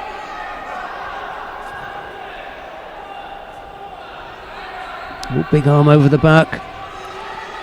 Puts Godoaev under some real pressure. Turns onto his front to avoid getting caught. And it does look as though he's finding things a bit of a struggle with the Azeri. That's not surprising. You've got such a quality fighter in front of you, albeit that he's still quite young in age. He's already had a good deal of experience on the senior circuit. Magdalena Kasakova of Austria has won her contest on mat 2 against Gili Sharia of Israel. Kasakova into the quarterfinal now.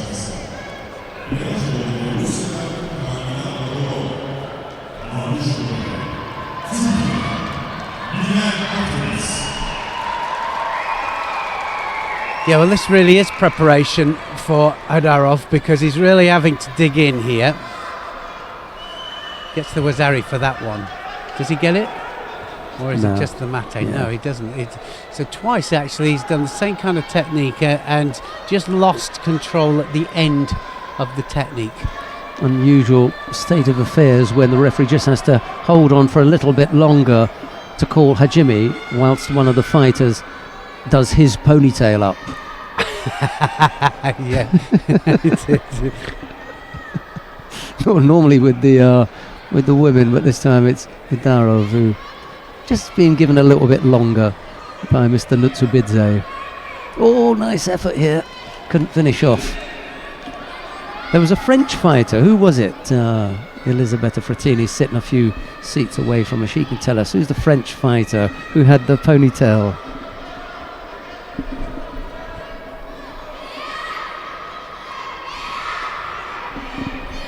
Can't hear her. I have to move closer.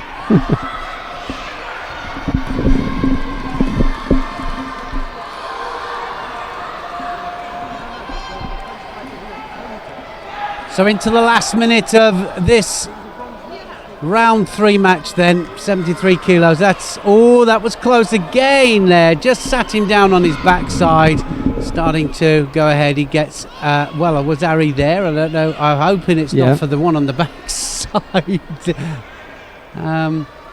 Straight into the Sangaku Gatami, and he's just going to hold it now. Holds it for the time. So again, took him a little time to warm up. 2 ippons though, and he's just going about his business, isn't he? Nice example with the legs anyway of the Sangaku Gatami. Nicely applied. He was just a little bit low down for me, the body wise, and you then start getting trapped in the legs of your opponent. You want to get away from that if you can.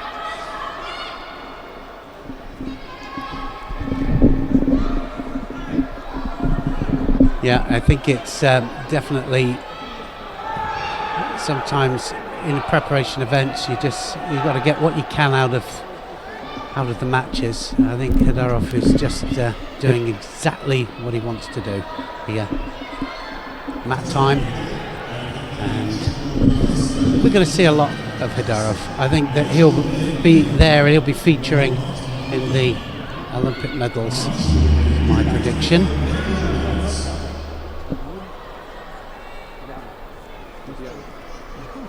So Mohammadi of Iran now coming out against Danny Williams of Great Britain. So Danny Williams, with a good win in his first round match, has a chance to go through into the quarterfinals. That would be a great win for him as well, because that would mean that he has 2 chances then of fighting for a medal, and a medal at this level for Danny Williams will be a superb thing. 100% every time from Danny Williams. Camberley Club will all be watching. I know they will. Watching the live broadcast, shouting at the screen. He's got good control of the sleeve. He needs to keep that. Just make sure that he attacks off it.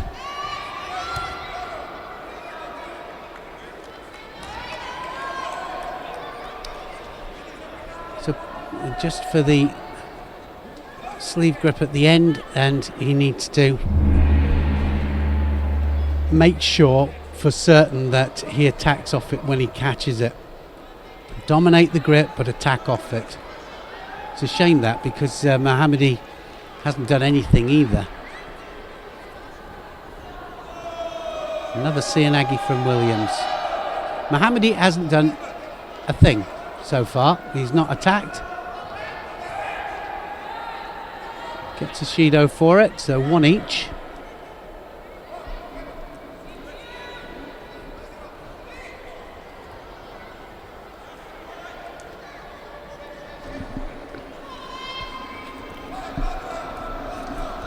Danny Williams hasn't got any problems with that ponytail, has he? No, he hasn't. Opposite. It was Walid Kaya. Elisabetta Frattini yeah, tells us who had the Frenchman with the ponytail. I was thinking of Hugo Legrand. He also had a go with the ponytail. He had a little go, didn't he? Then he had it cut off. Well, I'm afraid to say that it wasn't just the haircut that was responsible. He was losing it. So oh, right, okay. it happens to many of us. Happens to a lot of us, I'm afraid. Yes. Penalty apiece. A little over 2 minutes left to go. No harm done with that. Little shake hands and get on with it.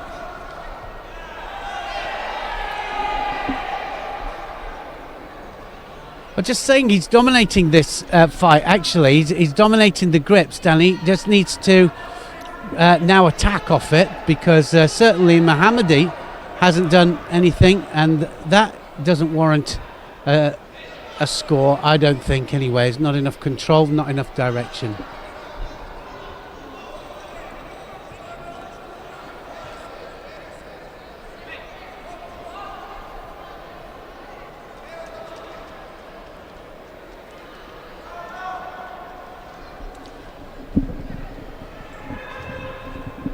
No. Well, if he wins this, Danny Williams, he'll go into the quarterfinals. That'll give him 2 more chances to fight, and that's exactly why he's here. Yeah, getting as many as you can.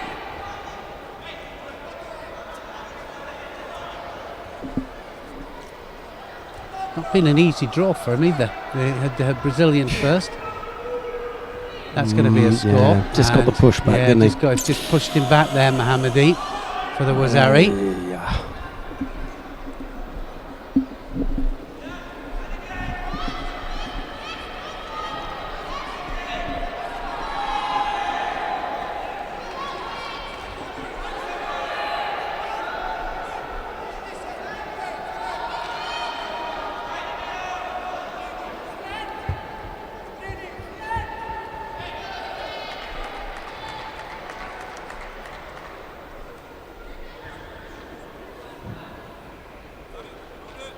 Second penalty up for Williams. There's a Wazari down as well.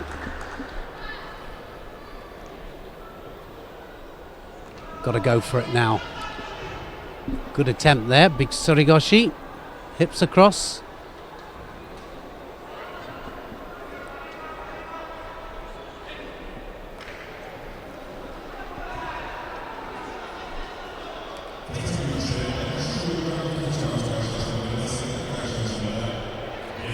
4 weight categories today. We had 5 yesterday, 5 on the last day of competition tomorrow. Difference is we have 3 men's categories and 2 ladies categories to finish tomorrow. 2 of each today.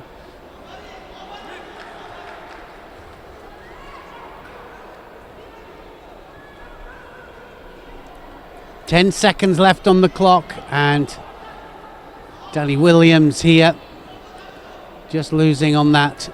Wazari from Mohammadi was fighting so well as well. Just a little bit unfortunate that went away from him in the end.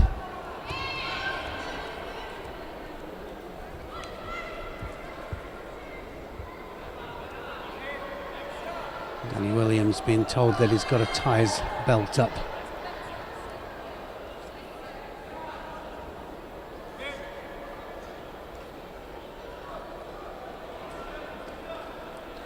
So a win for Mohammadi of Iran.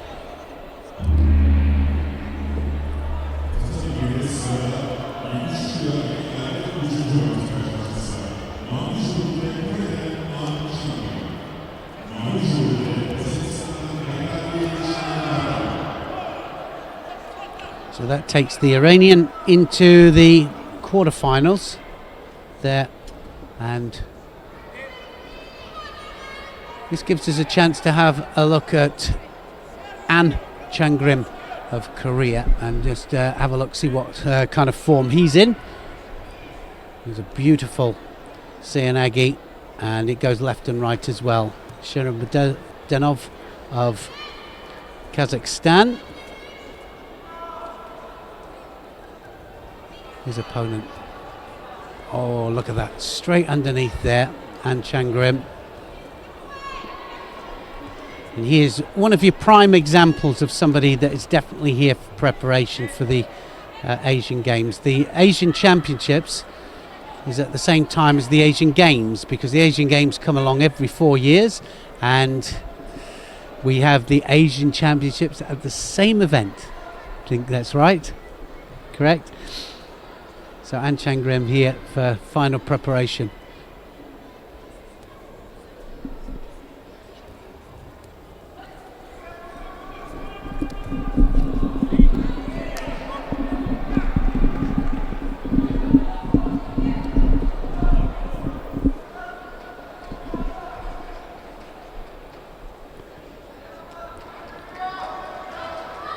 Shamadanov trying to get that arm over the back there, and An Changrim doesn't want any of that. He really doesn't want to know that.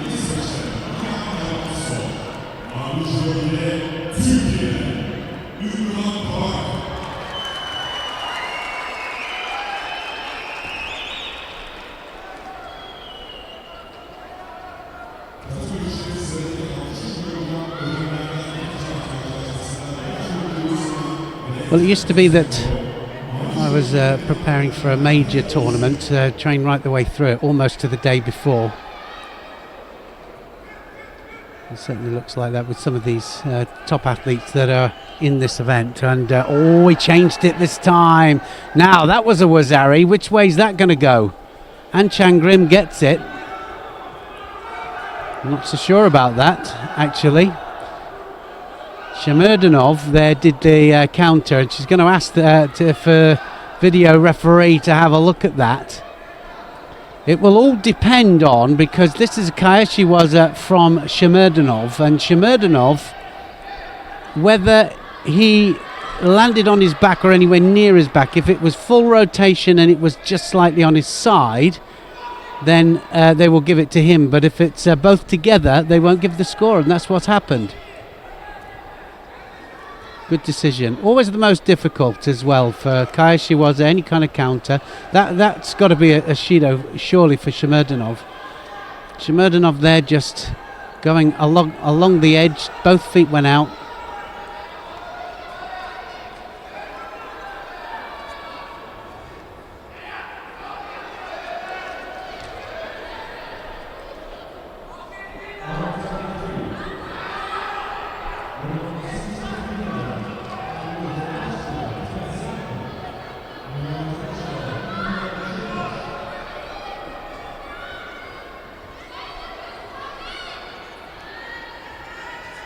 maybe all over here. Well, it could possibly be. And he's dangerous all the way through it as well. Certainly, yes, it is. It's all over. He just hit off. And quite happy to take that rather straightforward win with a minute and a half left to go. Okay, 3 penalties. I'm off. Right, we got coming up next. We can stay here, can't we? We're going to stay in the under 73 kilo category. We had a good long look yesterday at Zhakova in the under 57 kilo category. That was the sister. Here's the turn of the brother today. Akil Zhakova of Kosovo faces Beruzi Hojazoda of Tajikistan. Zhakova in the white judogi, Hojazoda in blue.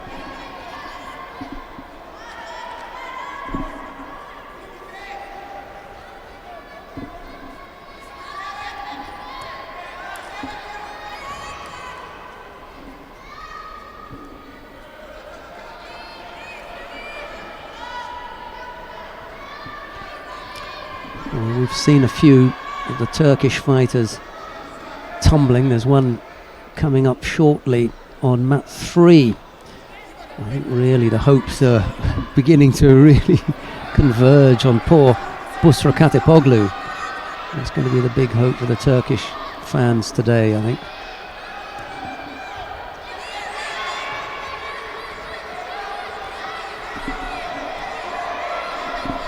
I think her mum's watching as well. Mum's come to the stadium.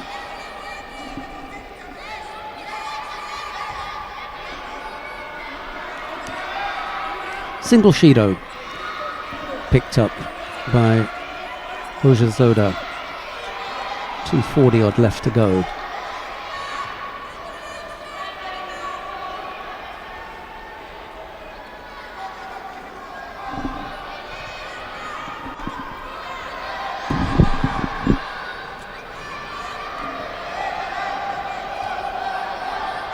Well, I'm wondering if he is part of that elite little group. It's got to be, hasn't it? You know, again, it's that elite group that comes up and springs up. Nowhere else for him to go. No. They all live in the same town, 5 minutes away from the dojo. That's how that's worked. Oh, nice. Really nice. What a beautiful technique that was. Zhakova just, wow.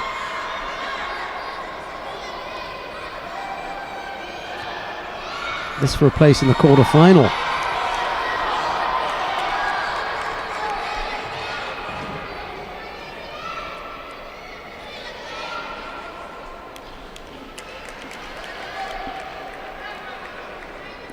There was a time when both brother and sister had a chance to pick up gold medals at a competition.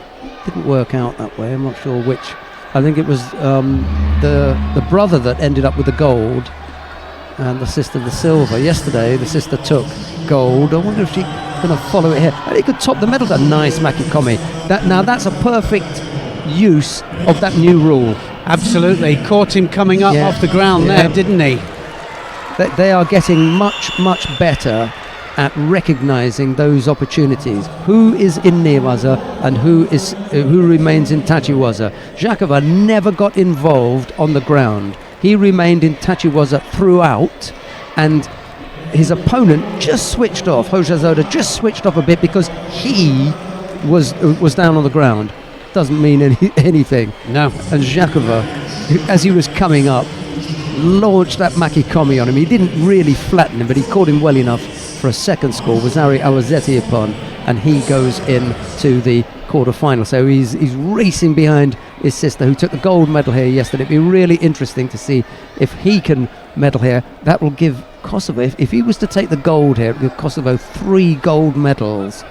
They topped the medal table. Incredible. Well, I mean, they topped it yesterday. Can they keep it going? But I mean, he's going big guns, isn't he? Just firing on all cylinders, you could say. On mat number 1, Tommy Macias of Sweden faces Oscar Pettersson of Estonia. It's Macias in the white judogi Bertelsen in blue. There's a name from the past to conjure with. Not the same kind of weight, but from Estonia. Well, I was going to say he's lost a bit since the last time I saw him. Macias is a real talent, isn't he? Just plugs away with it and keeps very cool, calm and collected. He's got good movement.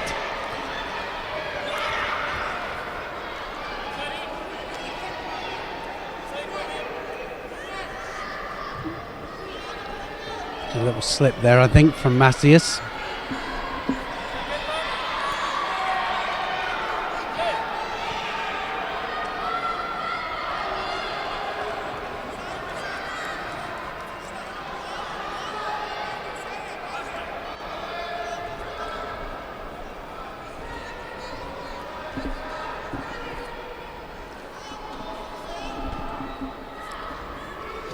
Well, this one looks as though it's done and dusted.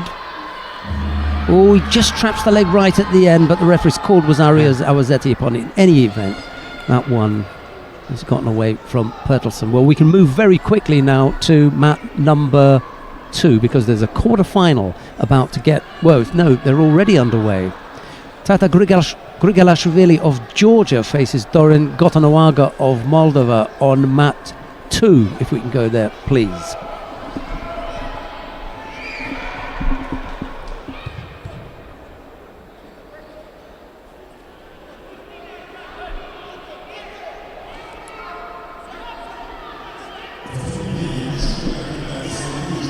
Grigalashvili in the under 81 kilograms category here.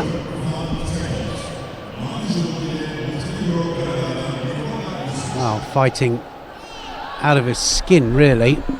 Just looks very, very confident. Reminds me a little bit of Shrikashvili. Just the way he's fighting.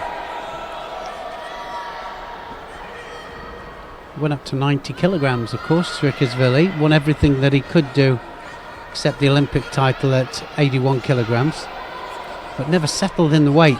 Didn't seem to settle.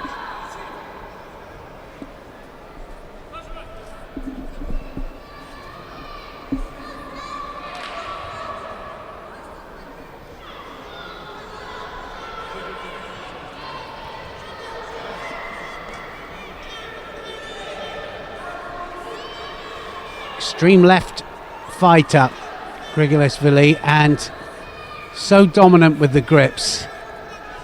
Something's going to happen here. Oh, and he was just leading up to it. There were about 4 or 5 little tiny techniques there that led up to that. And wow, what a technique that was. Grigalashvili will go through into the semi-final. What an exciting prospect at 81 kilograms. Georgians must be reveling in it. I wonder how he did last week in the Tbilisi tournament, whether he was actually in it.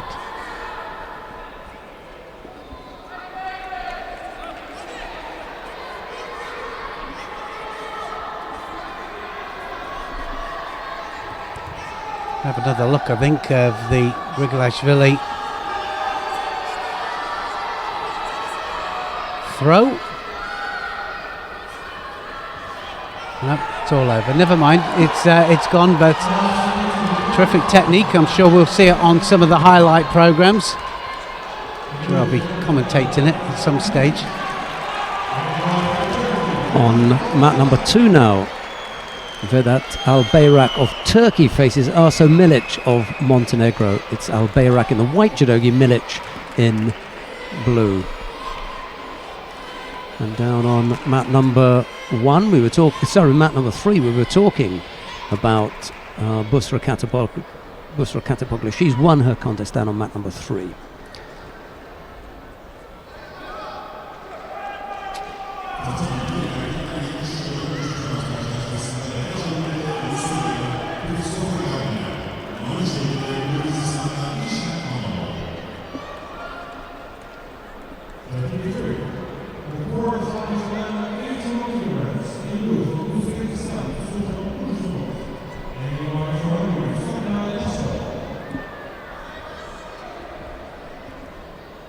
Albayrak Formerly he was representing Greece.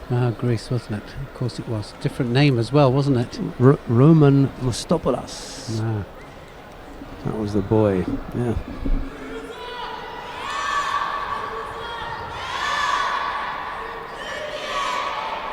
I think this is the third name change. He originally had, well, I'm not going to say it now.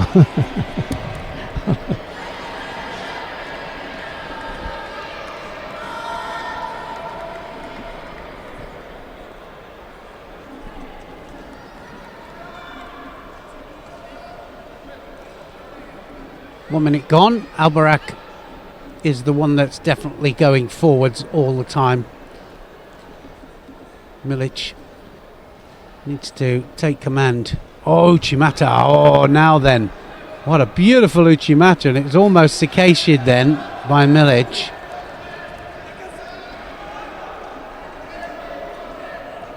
I'll just wait for the counter.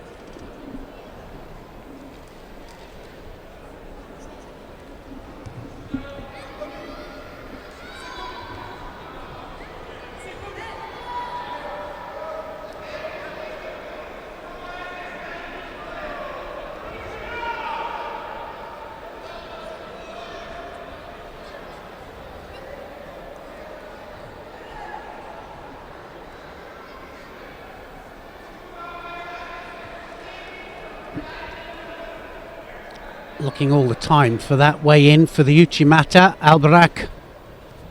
Oh, and then he gets it.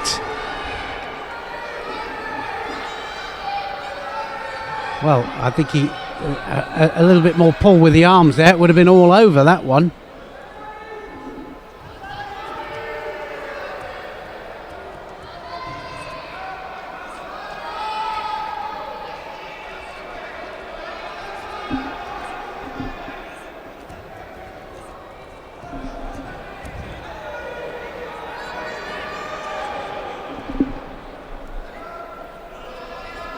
Well, they've had a look at it and decided that it was worth Wazari. Wazari goes on the board.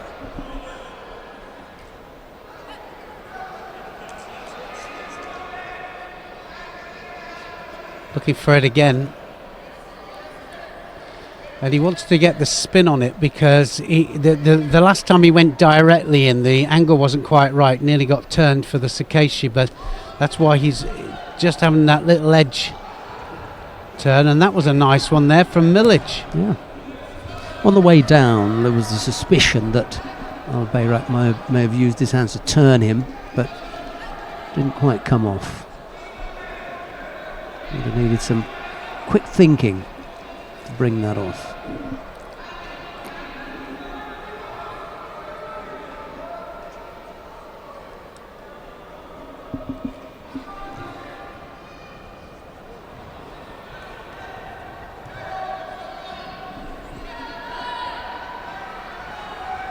Uchimata again, it's all over. Well, he gets the ippon for the second one, direct ippon. Always trying to set him up, just needed to get the right angle for it.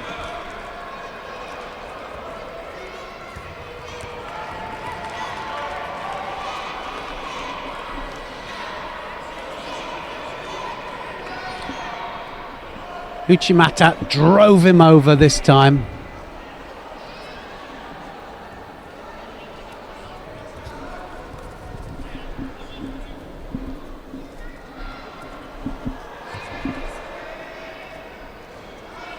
Take your pick. Well, it's a really nice Uchimata, and this time just has to alter the feet just a little bit just to get them central. Beautifully taken. He never gets away from him during that technique. There's a bit of a gap, but he stays with me, he just follows him, and he's able to finish well. Right, we've got the first of the quarterfinals in the under 70 kilo category taking place now on mat number 2. It's Anna Bernholm of Sweden. She faces Michaela Polachas of Austria. It's Bernholm in the white judogi, Polachas in blue. And it's not long before we're going to have Sally Conway and Kalita Zupancic. I mentioned that earlier on. That is going to take place, and when we have that, we'll have the pleasure of the company of young Brooke Adams to sit in here and give us her insight to that particular matchup. She's been following the two fighters this morning, so we'll hear from her. Sounds good, doesn't it? Does mean that you'll be out of a job, though. I am out of a job. Oh dear. I'm out of bathrooms as well. Oh, look at that. How easy is she making that look? Really, Barholm just storming ahead. Absolutely. How long's she been on the mat? Well, not very long. 40 Straight into the seconds this time. semi-final. 20 seconds the last time. You just thanks for coming, off you go. Yeah. Semi-final. Then home. What do I know? Great stuff. What a performance. During an interview once, she launched into... I asked her, so how are you feeling about your win today? It's a great effort, isn't it? She said, yes, I'm really happy. And you remember you told me not to come in 70 kilos. I said, not now. Not now. Did she? Maria Bernabeu of Spain faces Gershak Sabina of Hungary. It's Bernabeu in the white judogi, Gershak in blue. Yeah, she started telling me, reminding me that I told her not to do it. Of course she did. Embarrassing.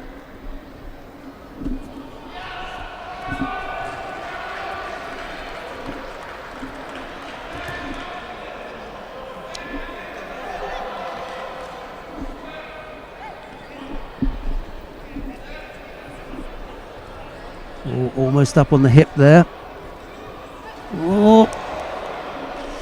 Is there enough to get a score there? Zari it would be. Just turning off that.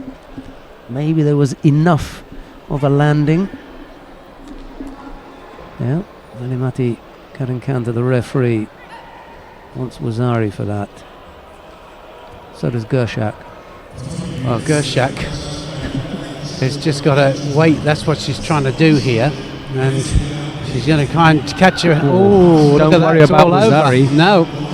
That all was over. Thumping. She was just waiting for that, wasn't she? She knew it. She felt it from the first second. Huge hip technique. It swept the rafters, didn't it, that one?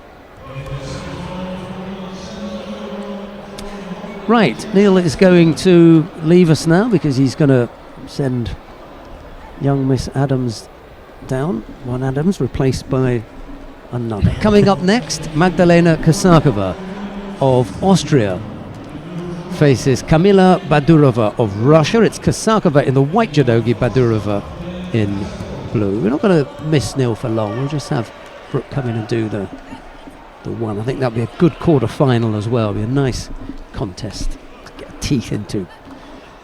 Choknai Laszlo is down on mat number 3 at the moment. He's up against Tursunov of Uzbekistan. That contest has gone into golden score.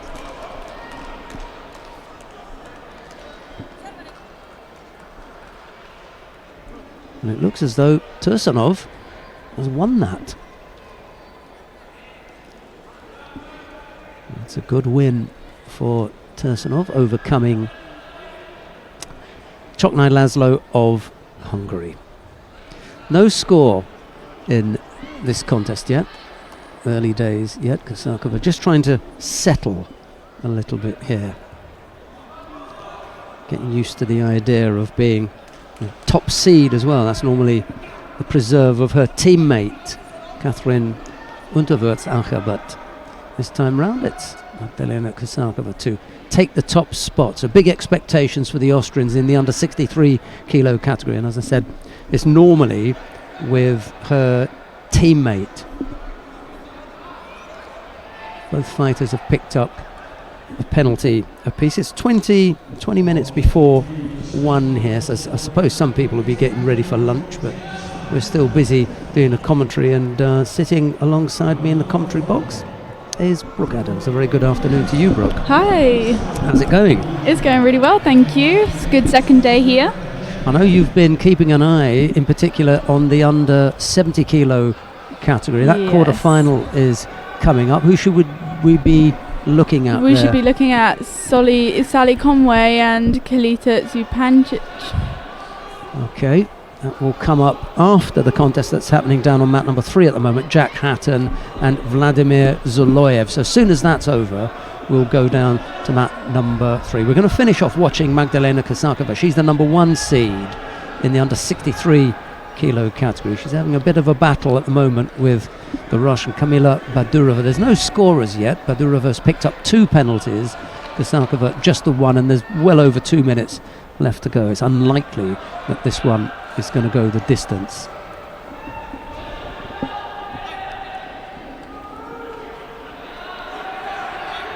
This is not your weight category, is it? No, I'm under 70s actually. Okay, that's why so I'm so interested. That's a good pick. Yeah, then. That's a good pick. it's a good pick. Yes. We'll get you to look at that. The 2 fighters, by the way, that we're going to look at, Conway and Zupancic, are standing over just to our left. Our commentary box is down at mat 1, and the entrance for the players is over at mat 1, and they're just limbering up.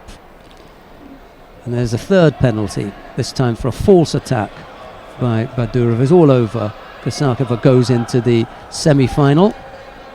That's a good win for Magdalena Kosakova because she's under a lot of pressure in the absence of her teammate Unterwurzacher to come up with the goods here. She's come here as the number 1 seed. It's a good call for her, and now she's in the semi-final.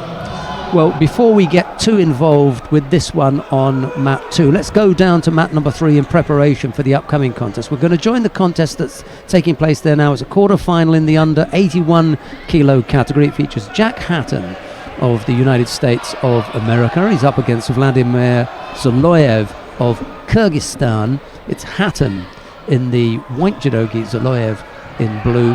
We've got 2 minutes 20 odd seconds left to go. Both fighters have picked up a penalty apiece, and I'm not sure if you've had a chance to see either of these two yet. I haven't yet. No. First look for me as well. Yeah. Today. Hatton's teammate Adonis Diaz picked up a bronze medal yesterday. Maybe it's catching, and maybe we'll have some more success for the Americans today. He's not that tall. Well, neither of these two are tall for 81, but Hatton's the shorter of the two. Maybe he looks even shorter because our caption is cutting off the top of his head, but I'm sure they'll move in a second. Second penalty picked up by Zoloyev. Is that for passivity? I think it was. See, they're struggling, so.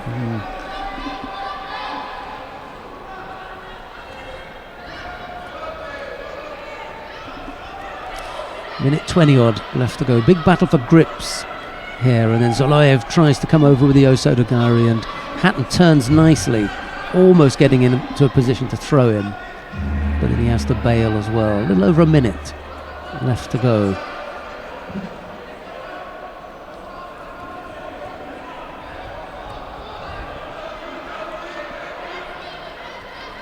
Zoloyev was strong in defence there. Thought about coming up with the Ashiwaza as a counter. Again goes for the Osot, and again Hatton manages to step round. Oh, he's not going to get off that one.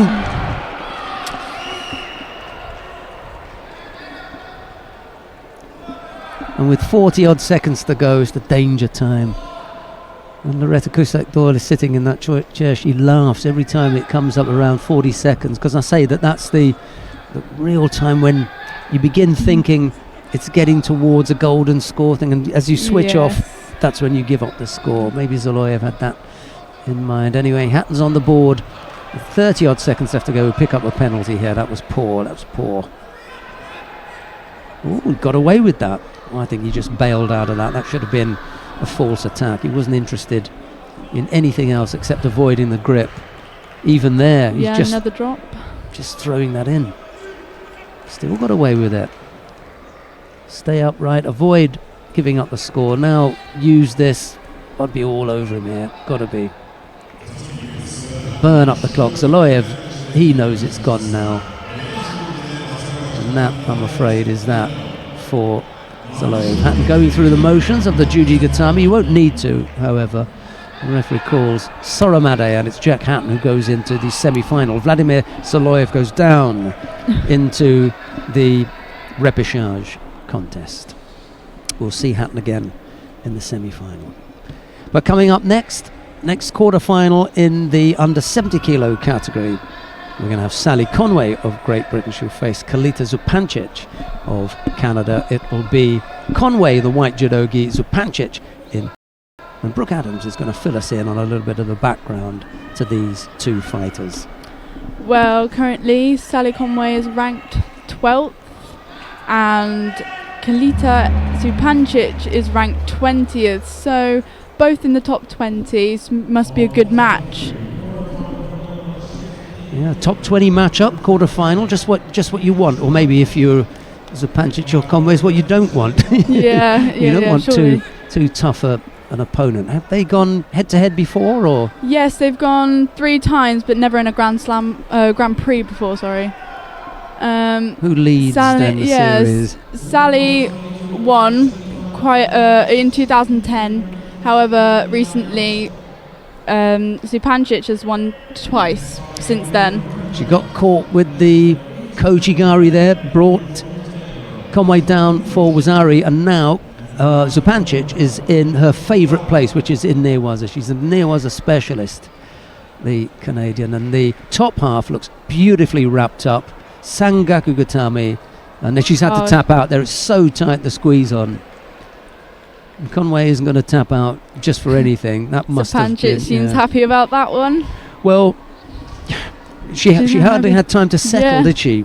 Wrap the top half up. It was so strong, and we know that Zupancic is a Newaza specialist. He's done a lot of work in Japan, and Sally coming off second best that time round. We hardly had a chance to get into all of the stats that you had there. You did such a good job in all of that. I felt quite conflicted having both English and Canadian parents. Didn't know who to root for. I didn't realise that you had Canadian nationality as well. Just in case you need an out. Yeah. Right, we've got another quarterfinal. Why not stay here and go with this one? It's Gulna Matinyazova of Uzbekistan. She faces Megan Fletcher of Ireland. It's Matinyazova in the white judogi, Fletcher in blue. Matinyazova burst on to the scene as a bit of a shock, because the number of female competitors from Uzbekistan is admittedly quite small. She came as a junior as well. Really did some credit for women's judo in Uzbekistan. Bit of a hero there as well. Here's another chance on the ground. Oh dear. Oh, another attempt. Shimiwaza. That looks good. That looks strong. Yeah. Oh, and she gets out.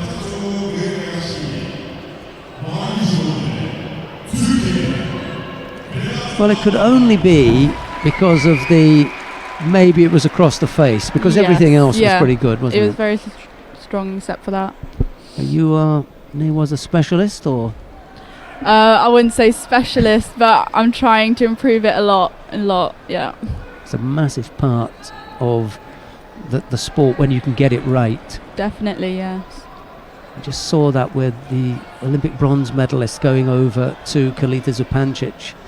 There, it doesn't matter what level you're at, you can get caught on the ground by someone who is a bit lower than you, 20. Definitely, yeah. As opposed to 12. We're pretty close as far as the rankings are concerned, but you would have favoured. You need to be strong in both areas to do well. No score yet. 2.5 minutes left to go. It's Matinyazova and Fletcher. Nice and upright from Fletcher. Arms stretched out a little bit. And it just gives that opportunity for Matinyazova to get underneath there. She gets Shido there. Passivity penalty. Yeah.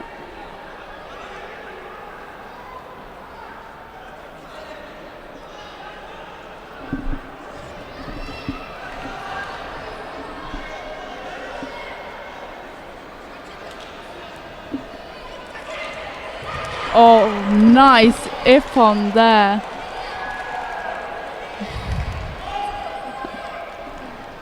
It's the combination. It's the combination of things, isn't it, that put that together. You feel as though you're going to step off it, but she just keeps going, sees the opportunity, and it ends up like Haragoshi in the end. What do you think?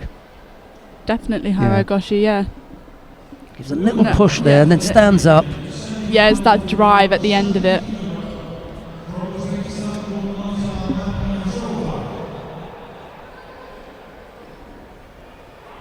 Stepping in, drives, falls, but then that last drive for that ippon with the Haragoshi. Just gets the left leg going up, doesn't she? Yeah. And there's no getting off this. It's that point, it's gone. Yeah.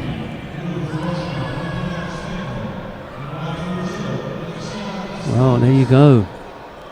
Megan Fletcher going over it. At least, the very least that can be said for it was the quarterfinal. So at least there'll be something else in there for her. Now we can look around and see where else we could go. We're going to go to mat number 2. Ellie tells us it's the best bet. Tata Grigolashvili of Georgia faces Vedat Albayrak of Turkey. It's Grigolashvili in the white judogi, Albayrak in blue. There is a quarterfinal going down on mat number 1, but it's a quarterfinal, so we'll stick with the better of the rounds, and we'll have a look at this semi-final. I don't know if you've seen Grigolashvili earlier on. He's going great guns. Tough draw against Albayrak. Albayrak, by the way, if you haven't caught up with it, was previously known as Roman Mustopoulos of Greece. And even before that, he was known as Reviashvili from Georgia. But that was quite some time ago. Was it just a young boy then, and then moved over to Greece? Ooh, chance on the hip here. Nice try with the Kogoshi. Yeah, big hip technique from Grigolashvili. Almost had Albayrak over. Speak the same language, I guess. Oh yeah, yeah.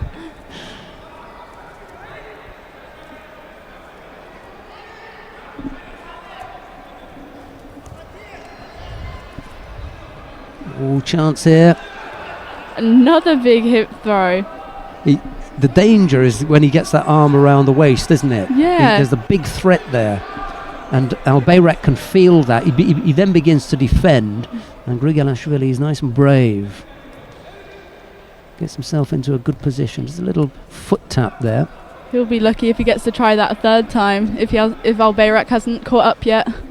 Yeah, because what he should be looking at is a way either to stop it, or at least if he gets in, to counter him. Exactly. So yeah, you're quite right.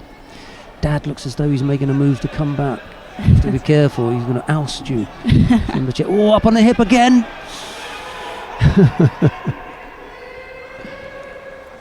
He looks super strong, Albayrak, doesn't he, physically? Yes.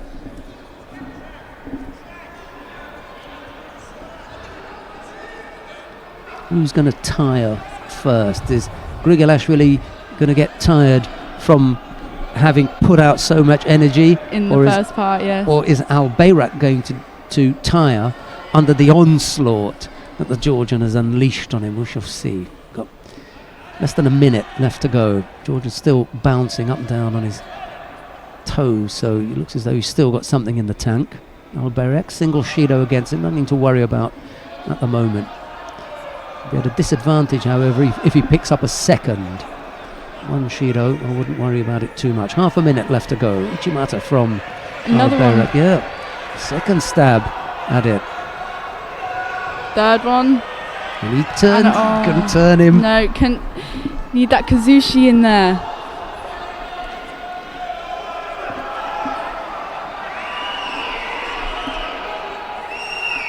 Which of the coaches is out of his chair at the moment, leaping up and down? I think it might be. Well, it's the Turkish coach anyway.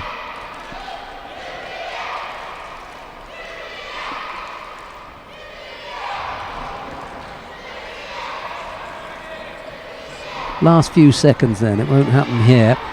It will be golden score. Yeah, I think it's David Asumbani in the chair for the Turkish fighter. He himself was a big medal winner for Georgia, gone over to Turkey, so it's not unusual that they should have him in there for Al Bayrak, who was originally Georgian anyway, before he turned Greek and before he turned Turk. So, confused? Yes, already. You will be. No score, we're into the golden score period. Single Shido picked up by Al Bayrak. This is nicely balanced. As is the contest on the adjoining map between An Chang-rim and Akil Zhakova. There's no score in that one either. It's a quarter-final.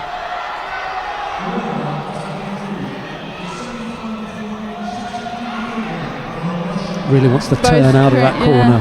Both currently struggling. Trying to stay away from that corner for that Shido. There's your friend in the middle refereeing, Cho Min-sun. Double world who I just champion. recently met. She's and a Shido picked up by Grigolashvili. So both fighters have picked up a single Shido. That's the arm over the top that we were talking about. You can see the defense from Al Bayrak. I don't think it's the best. He really looks in trouble there. You know, his idea of defending is to bend over, deeper. Which is definitely not the stance you want. No, definitely absolutely not. Especially with a strong guy like Al Bayrak.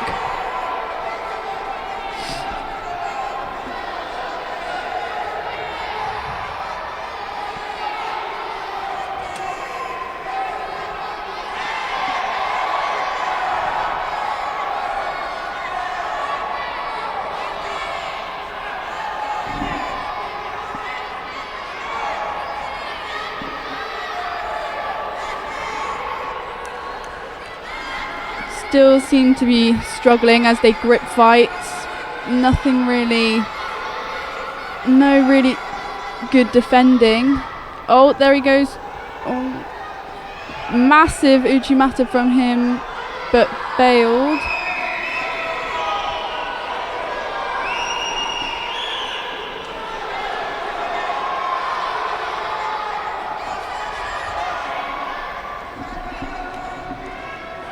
This is a terrific battle, really. They're trying to pull out the bag, this everlasting energy they have.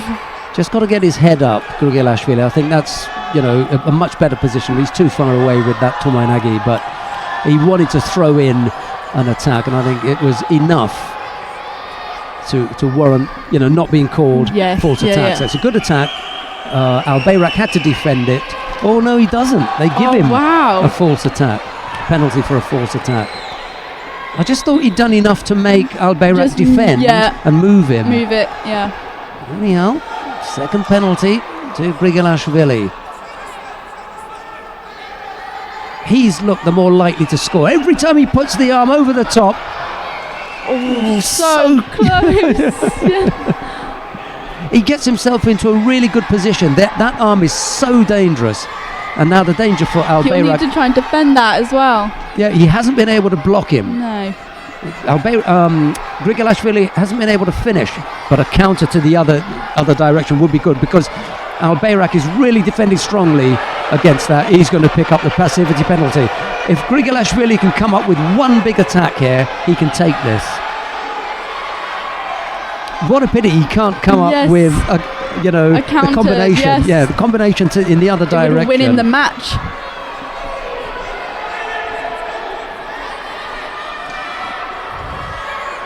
Exciting end to this semi-final, really is, because it's about to end here. It won't go on for much longer. There just isn't sufficient enough energy from either of them. Agreed. Someone's going over. My money's on Al Bayrak. Grigolashvili is putting so many good efforts. He can't keep him out for much longer. There we go.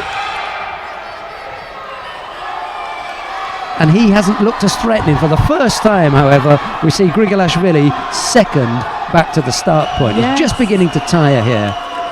Hands on knees, bent over. 3 minutes into the golden score period. Here comes... Oh, and then he gets turned!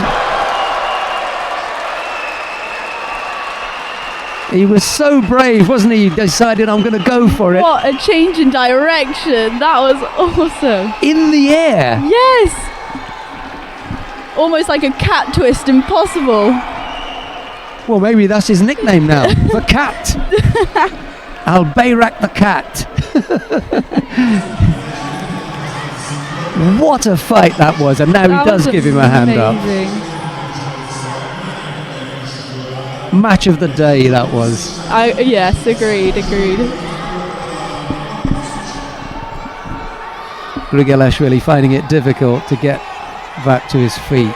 We had such a tournament in Georgia last week when there were so many Georgians going head to head, and I don't care what he's got on his back, exactly. Yeah, it's basically Georgia a Georgian fight, yeah. Yeah, everybody's Georgian there. What a battle that was. Al-Bayrak came up with the score, the cat-like score, as Brooke Adams said. And he managed to turn in the air. He was on his way out. Grigaliashvili launched a big attack, and he came up with the turn. Terrific battle that was. Vedat Al-Bayrak does it for Turkey. He's in the final. Great work. Right, she just needs a single score, and she can take that. I'm delighted to be joined again by Adam Senior. Lost my job. Neil, I don't know if you heard any of that. I did. I heard some of it. She was just saying now that the best fight with the Georgian and just everything absolutely. going mad. Just great. She gave Al-Bayrak a nickname, and I think it's going to stick. Go on. The Cat. The Cat. Because it was like a cat-like avoidance of getting scored on. Yeah. I just came up with it.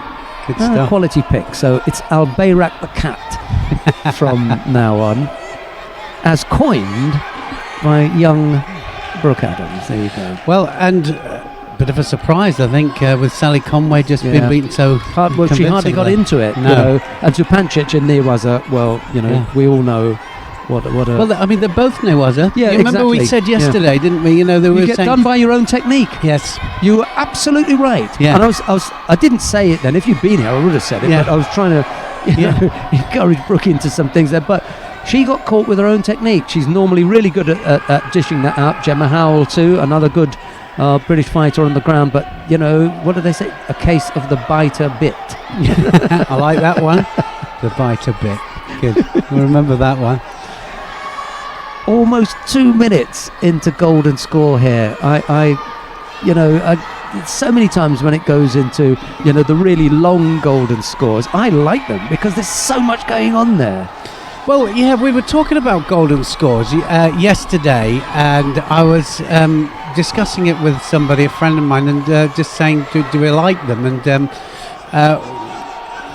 some don't like it, some do. I quite like it because I think that now that we've got it in a situation where it's a positive score that's needed. That's what they're looking for. You can see both fighters are trying to throw here. Yeah. Well, we just experienced a fight in the under 81 kilos where it was just one fighting. It was 73 kilos, with Ann Changrim and his opponent. Zhakova. Yes, and Zhakova was just looking for penalties all the way through the contest, whole contest. And he was only looking for the penalties. He knew that he's going to have a real problem throwing, and so really he was kind of half refereeing the match from the middle there. But that's a shame. Yes, concentrate on the job at hand. Now then, that's going to be it. There you go. Yes, all over. And she knew exactly, didn't she, that it was all over there. And Shemesh goes through to the semi-final. Energy drain did it there. And we'd like to hang around a little bit to, just focus on Katipoglu, but we're going to have to come back to her because there's a semi-final taking place on mat number 2. That's already underway. It's between Anna Bernholm of Sweden. She's up against Gershak Sabina of Hungary. It's Bernholm in the white judogi, Gershak in blue. Bernholm has already thrown beautifully early on today. Gershak too has been thumping them over. She caught Maria Bernabeu of Spain beautifully with a huge hip technique. So let's have a look at Bernholm in the white judogi, Gershak in blue. Well, she's hardly been on the mat at all today, Bernholm. 2 very, very convincing wins by Ippon, and now here she is in the semi-final. Can she do it here? And all-out fighting style, and she might be in trouble here. She's got control, legs round her Hungarian opponent here, and Gersak might be in trouble. Thought she was in trouble at first, actually, Bernholm.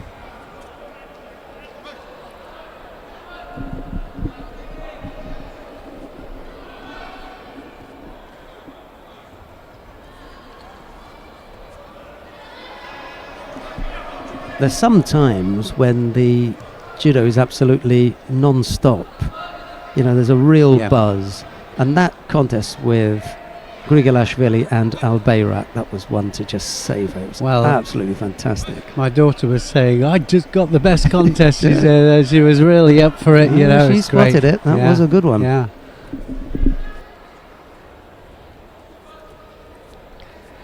So left to left here, Bernholm and Gersak. If one goes, it'll be with the same technique. They'll be after the same technique. Here we go. Kouchi here for Bernholm. Bernholm goes over with the Kouchi and almost pays the price.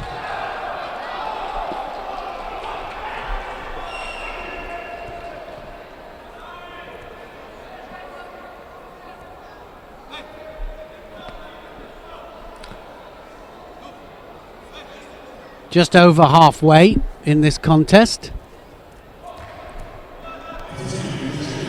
If Bernholm takes this, for me, it will seal her position as one of the better players in the under 70 kilo category. That will confirm it for me. It could be that she's got a ranking that's slightly generous, given the number of competitions that she's been to, a few of the opponents and that kind of thing. But if she can take this, we'll absolutely do it. And something is ailing Gershak. It looks like a little bit of an injury, I think, there. She's grabbed the left knee, the right knee, the left rib. You know, she's just not 100%. She's making her way back to the start point pretty slowly, just trying to gather herself again before she gets back underway. But she has been plagued with injuries, as Gershak. It's such a shame.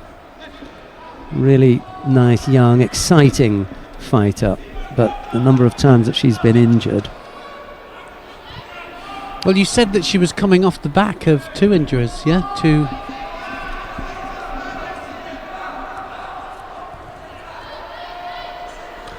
Left to left here, Sheldon. I think that it's going to go same technique, and it's either Osota to Osota, Ouchi to Ouchi. They're both looking for the same. Be a little bit careful here, has Gershak, because there's still 40 odd seconds left on the clock. Another round of attacks from Bernholm, and Gershak could find herself on the receiving end of another penalty here. Because Bernholm is an attacking fighter. Doesn't give you a chance to settle. Look, to go again. If one way or the other.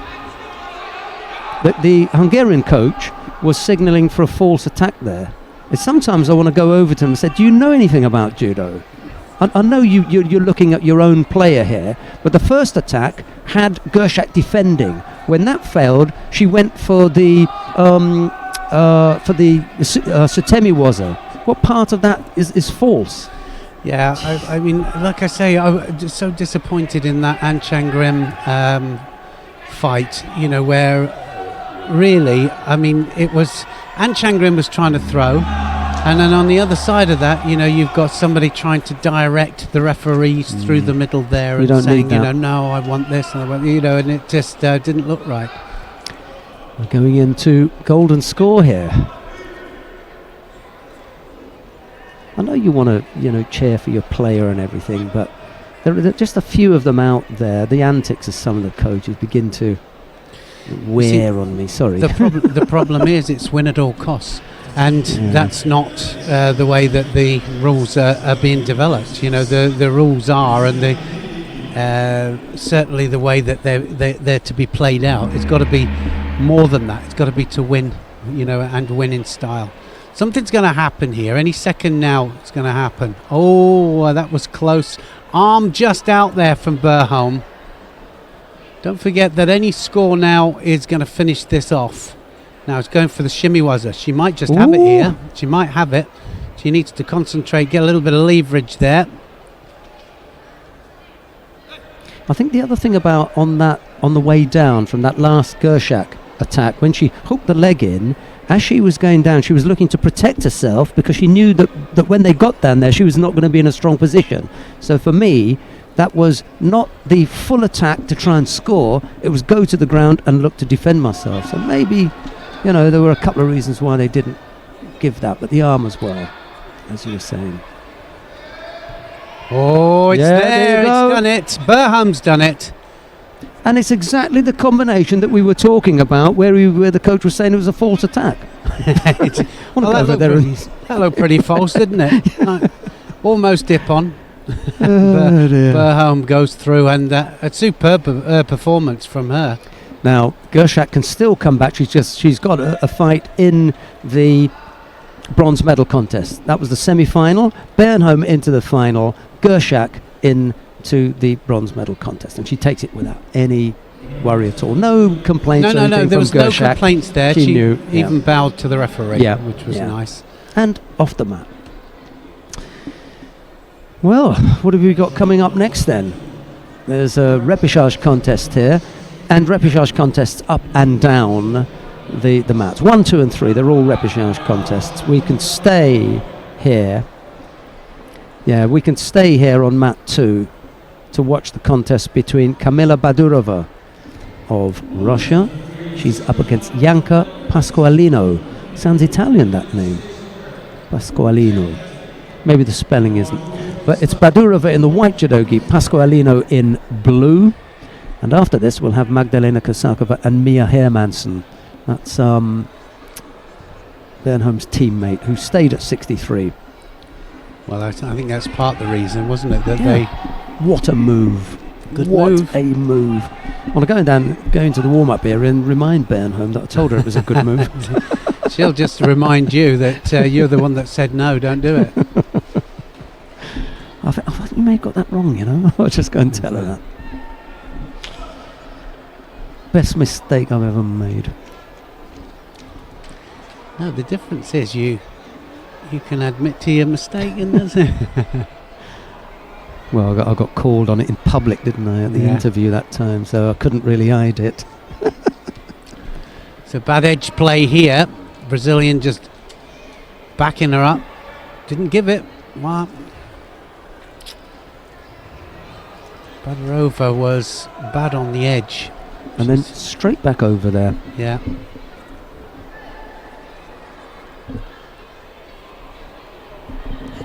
Well, there'll be no family double for the Zhakovas because Zhakova lost that contest against Ann Chang-rim. Ann is in the semi-final against Hidayat Hidarov. We will not be missing that one. That's going to be a great one, isn't it? That's coming up. It's not far off. Just having a little look down list there on mat 3. I know, interesting one there against Megan Fletcher, just about to happen. Only just seen that.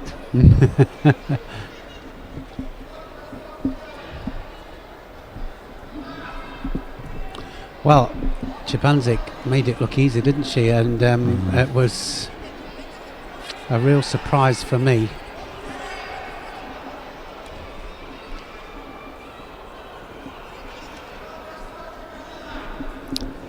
Well, extreme right to left here, and you can see there that Russian really right-handed, extreme in her stance.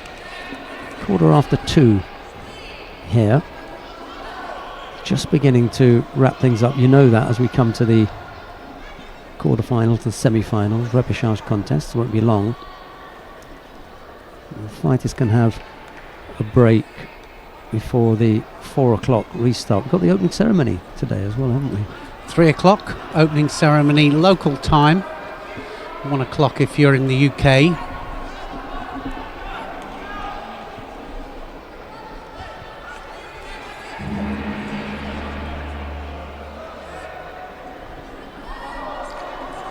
And 4 o'clock is the start of the actual competition. All medal matches this evening, and it'll be commentary on all of the medal matches from Sheldon and I.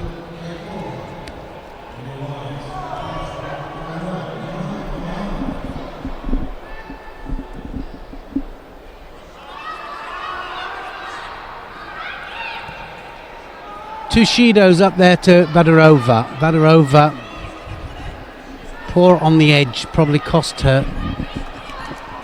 Bad tactics on the edge.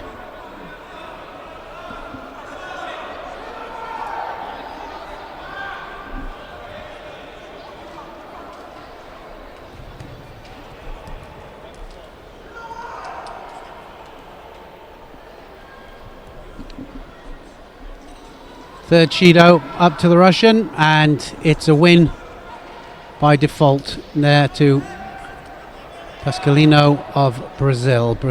She goes through. She'll be fighting for third place this evening. Right, so that brings us to this semi-final, Neil. Magdalena Kosakova, the number 1 seed in the under 63 kilo category. She's up against Mia Hermansson of Sweden. It'll be Kosakova in the white judogi, Hermansson in blue, and I know there are plenty of people from Sweden listening in. Good luck to you. And I'm not saying that not good luck to Kosakova.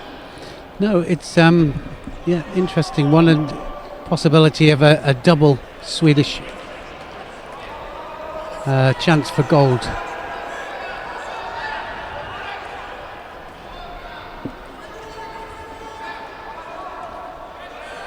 Well, of course they can train together now. I'm sure they did before. Big arm over the top. Can't be hooked in for too long. Got to do something. Can't stay there with the leg hooked in.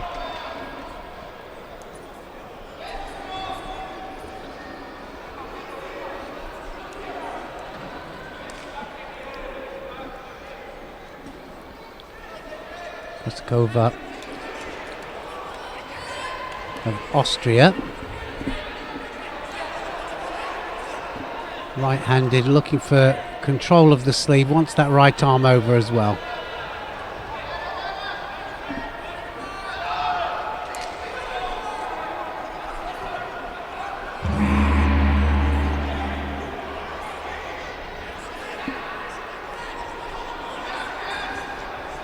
Shido goes up to Krasakova.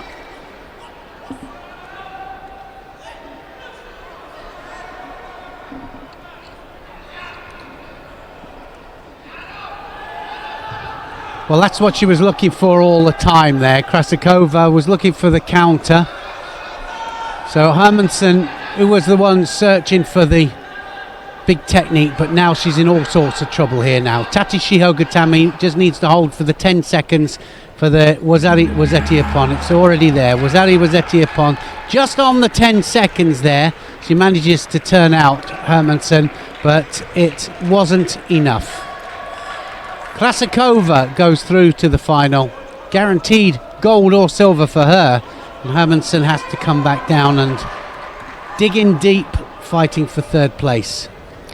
Well, the 24-year-old Austrian normally plays second fiddle to Catherine Unterwertsacher. Not on this occasion. Here she is. She came in as the number 1 seed. She's done exactly what Marko Špitka would have wanted her to do, which is to make her way to the final. She has the chance now of winning her second Grand Prix gold medal. She won in Tbilisi last year. There she is in the final here in Antalya. We're going to go to mat number 3 because there's a semi-final taking place there between Shukrob Tursunov of Uzbekistan.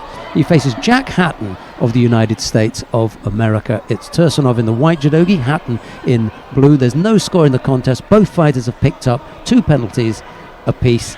Here is Neil Adams. Yeah, we're 1 minute into the golden score here, and they're going hell for leather, both of them. Now they realise one more penalty and it will be all over. It'll be curtains. Done well, Hatton, hasn't he? Really has. Inspired by Adonis Diaz yesterday. Yeah. You know what it's like when you're in a team and the lightweight wins everybody, because he's normally the one who gives the most mouth, so I've got to shut him up. I've got to shut him up. So he can't get away with that. I've got to do something here. I'm thinking of Eki, to be honest. Well, Neil Eckersley, if you're listening, that's it. That's going to be, is it? No. Ooh, my goodness me. Well, that went back and forth there. That was a counter-attack there from Tursunov. Jack Hatton fell, but there wasn't enough control from Tursunov to get a score. Then Jack Hatton turned it into a hold down. So all still to fight for. They're both going for it. Are we a little bit too harsh when it comes to completion in Newaza? Because I get the feeling that I'm saying on so many occasions, you've missed an opportunity there. You've missed an opportunity there. Yeah, well, again, I think it's so important that the referee looks for the situation that is going to get a score, and something that can lead into an ippon, and you've got to recognise it. So it's us working with the referees and on a technical basis and on a mat side basis. Jakova has lost his repechage contest in the under 73 kilo category down on mat 1, losing out to Mohammed Mohammadi of Iran. He got thrown for ippon. Yeah, no Shido there. That's harsh, that is. That was harsh. Hey, the boy has done it. Jack Hatton has got himself into a final in the under 81 kilos. What a thing. It's catching, I'll tell you. It's got to be catching. He's just having a little look at himself here on the replay. The wrong one. Is he going to see it? Jack Hatton might get the replay of himself. Just gives him a little hand up there. This is his best result. He was a bronze medalist at the Grand Prix back in Zagreb last year, but now he makes his way into the final. So whatever happens here, he's going to have the best result from the US team this time around. Oh, here we go. Thank you, Ellie. You're a bit special, you are. Thank you for that. Right, okay, well, we can stay on mat number 3 because there's a repechage contest on mat 1, so we can stay on mat number 3 to watch this interesting head-to-head between Sally Conway of Great Britain and Megan Fletcher of Ireland. I'll leave Neil with this one. No, I'm not going to explain it too much. I think a lot of people out there know what this is about, but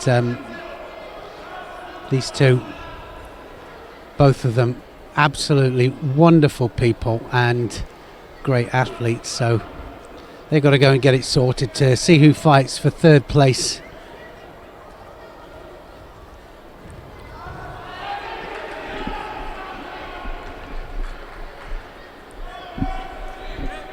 Sally Conway will be wanting to put that last contest to rest, that's for sure.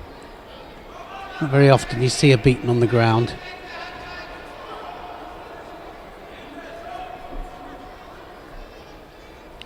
Strong fight for grips, but they're going to have to attack, both of them.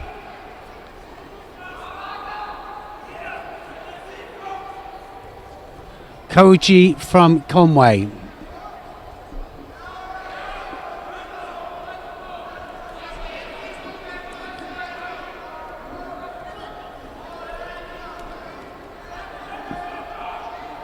Well, mat 2 is already concluded. This is mat 3. We've got 3 more matches here, 2 more after this. Now she's looking for the Juji Gatami. Can she get the leverage on the arm? It all depends on how much control she's got here. Megan Fletcher will be turning inward. She'll have to be careful that she doesn't use just one hand to defend. I'm going to give you a heads up. We'll stay here for a couple of seconds longer just so we can tell you what's going to happen down on mat 1, because we will go down to mat 1, because it's the semi-final in the under 73 kilo category between Hidayet Hidarov of Azerbaijan. He faces An Chang-rim of the Republic of Korea. So we're going to miss out on the rest of this. However, those of you that want to watch this, just click on 3 and you'll be able to watch Sally Conway and Megan Fletcher. But we're going to go down to mat number 1. We're going to see the semi-final between Hidayet Hidarov of Azerbaijan. He came in here this morning as the number 1 seed. He faces An Chang-rim of the Republic of Korea. It's Hidarov in the white judogi and in blue. And the commentary on this one, here is Neil Adams. This should be a terrific match. I think both of them, well, certainly Hidarov not on the best of form, but I mean still on every match. That's not bad, is it? And An Chang-rim just going to work. Both of them look as if they're in preparation for their bigger events which are going to happen. Oh, it's all over. Oh, what an Oguruma that was. That was it. That was an Ippon for me. And I think you'll find that they'll change that. There's a Wazari that was given there, and I thought that he landed absolutely flat on his back there. An Chang-rim did this massive Oguruma, and it was huge. Hidarov just went straight over the top. Well, Hidarov now is continuing the fight here, and didn't even ask actually to have a look at it on the television screen to see if it was an Ippon or not.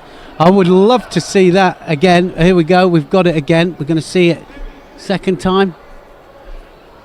I was looking the other way then, I was concentrating on something else.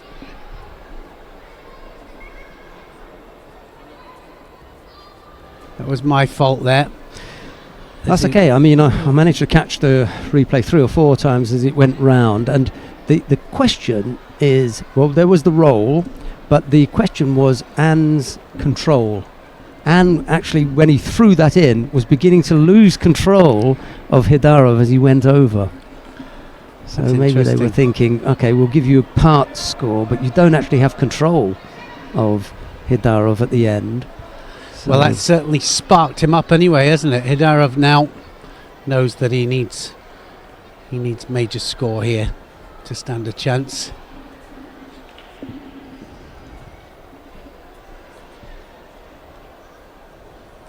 Sianagi, oh, just manages to climb off that. Hidarov got him going here. Yeah, he has. He's perfectly set for An Chang-rim. And it was a similar situation when we saw him fight in Ono. He fought him well, him very, very well, but he was fighting not to lose, really, which was a slightly different situation. The posture of Anne, the movement and shape of his judo is just lovely to watch. I really like watching him. Yeah, the posturing is terrific, isn't it? Because it is head up always, back straight, and it's whenever he comes in for a technique, it's coming off the ground. It's to get elevation. This is definitely one of those who's the big kid on the block contest, because these are big characters in this weight category. This is not a secret here. They both know each other, and when the matchup was looming large, I bet they were in the warm-up room thinking, I'm going to have him. I'm going to sort him out. Situations like that, you kind of focus on them. You can't help it, you do. You focus on them, you think, well, we're going to be out there any second now, and it's all systems go. Hidarov actually hasn't been close in this match. Hasn't looked as if not once has he threatened him. Whereas Anne, not only has he come up with the score, but he almost scored with that Seoinage. He just sat him on his backside and rolled him across the backside. That was a second close one. Maybe we'll just write in the finals who it is that we're going to see in the finals for the wrap-up.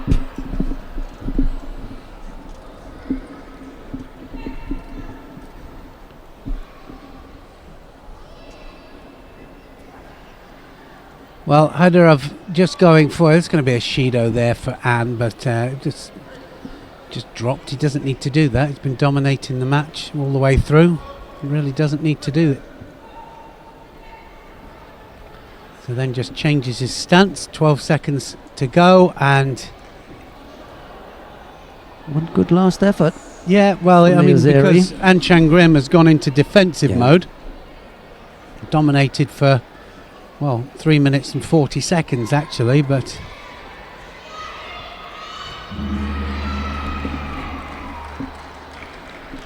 so it's the Oguruma in the end that scores. Anshan Grim goes through to the final, and we're going to see Hadarov again, of course, fighting for third place. Well, we've got a second semi-final coming up. This will be in the under 73 kilo category. It is Tommy Macias of Sweden. He faces David Lima of Brazil. It'll be Macias in the white judogi, Lima in blue. Tell you what we could do and make it easy. We can ask Elisabetta Frattini if she can ask Corina for the printout. That'd be easier, then we don't have to fill it all in, do we? Good idea. Getting a bit lazy here in our old age. Well, I claim old age. Thank anyway. you. So, well, we're the same age, aren't we? Macias, I like Tommy Macias. I think he has a real good way with him. Interesting, that situation there, as to whether it is throwing off the ground or whether it is from a Tachiwaza position, because sometimes he leaves it just a split second too long, and you could only think of it as a Newaza situation. He does it all the time, actually. Does it a lot from the Sumigeshi.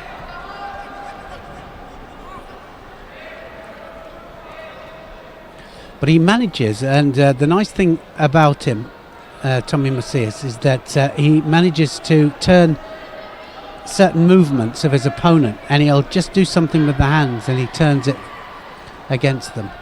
Yeah, I think the thing that you were talking about, we just classed that as a takedown. Then we wouldn't score it, and you just allow the Newaza to continue if a Newaza situation developed from there. Lima's got some nice movement as well. Just pulled his head down there. Well, a little bit. Here's the situation now where we can't just penalise because he's pulling the head down, but then on the other side of that, then Matthias has got to get his head up.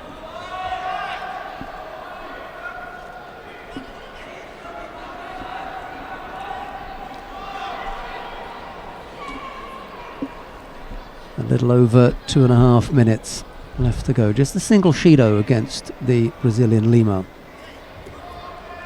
Yoko Tomenagi from Macias just had Lima defending, but never really threatened him.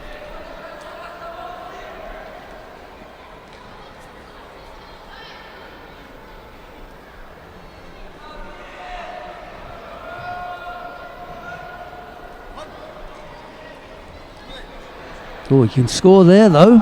Well, it started from standing and it was continuous, right? So it was very, very low to the ground. That's exactly what I'm talking about. But I like that one for a score. Yeah. Neat. Under 73 kilo category semi-final. Tommy Macias of Sweden against David Lima. Around about the 2-minute mark. Nice score with Yoko Tomoenagi from Tommy Macias. I'm gonna call it that, although it may end up being something else when you have a look at it. And now Macias does come up with Ippon. Well, Lima's claiming it for himself.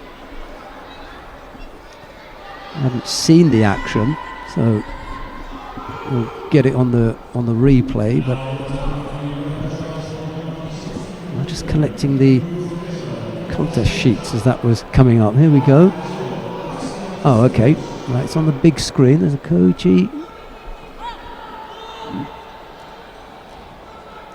Does any part of his body touch the mat before?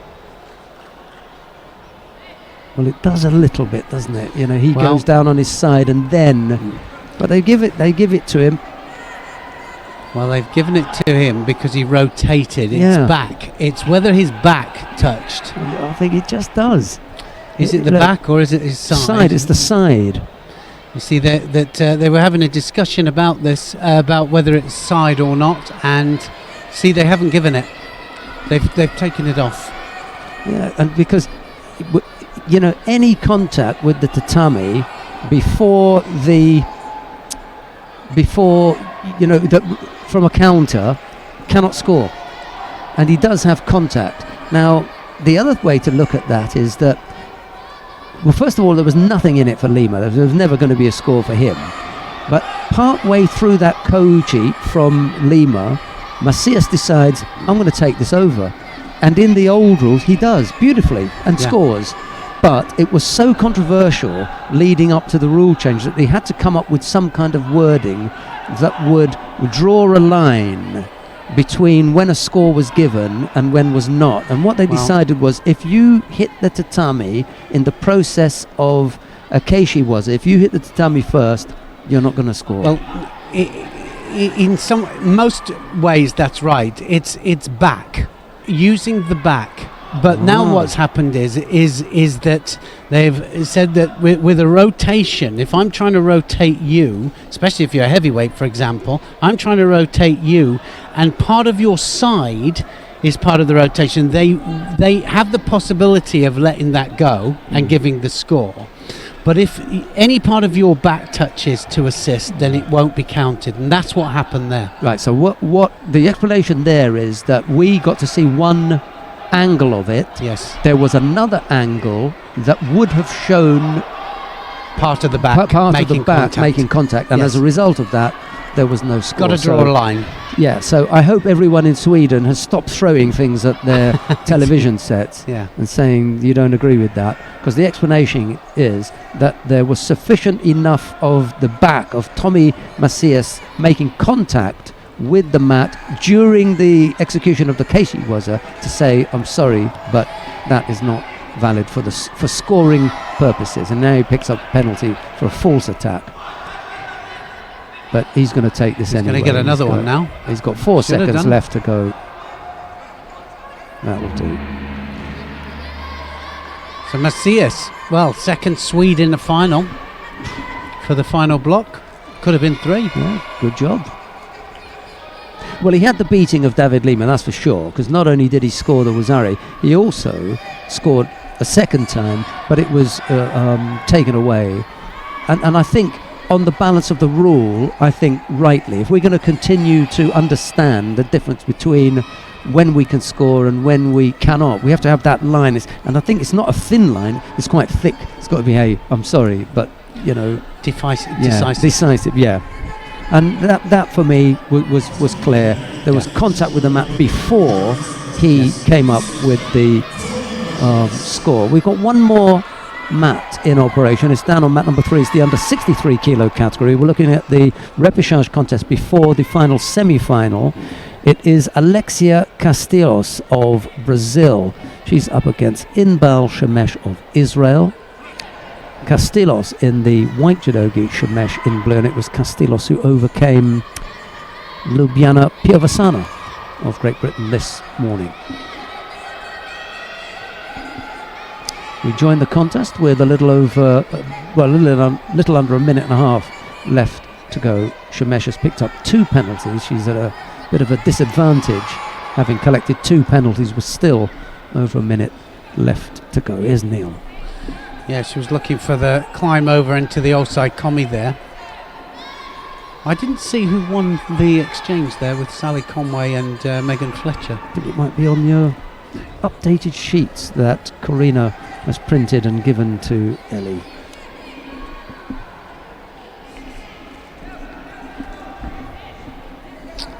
Thank you for that. I think we're all up to date, aren't we? Apart from Macias I've just put in. Great. So 81s are done as well. 63. That's the only one left. Oh, and the 70 kilo. So Pancic, Matinyazova. I'll have a look at that. That was the semi-final. Well, grapevine onto the leg again. Got to be careful with the grapevine.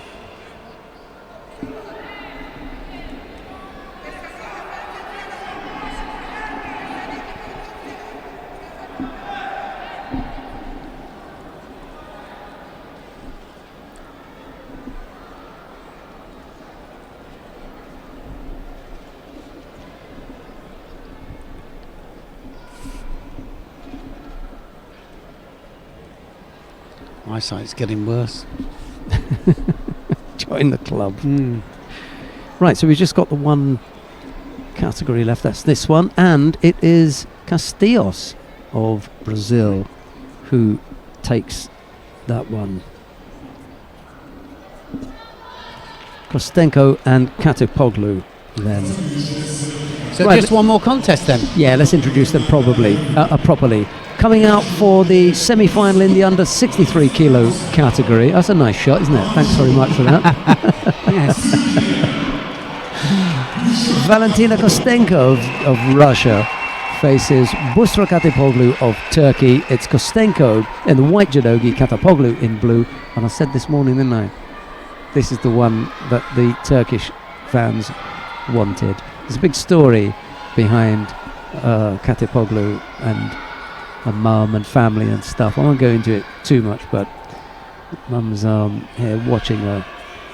So let's hope all goes well for Katipoglu. Here we go. Well, it's right against left again, but Katipoglu has the sleeve under control, I think, and that was 2 feet out. She should have just let her go because she was 2 feet out there.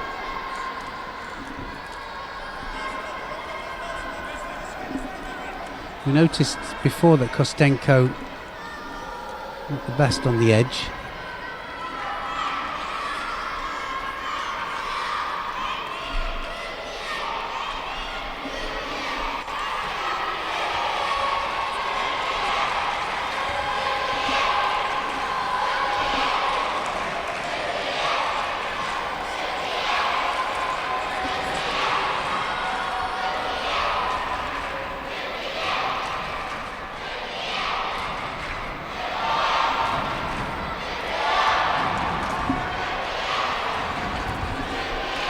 Well, the Russian, Kostenko, looking for the Uchimata, the way in for the Uchimata. Difficult against somebody that's opposite. So against a lefty, don't forget. She is.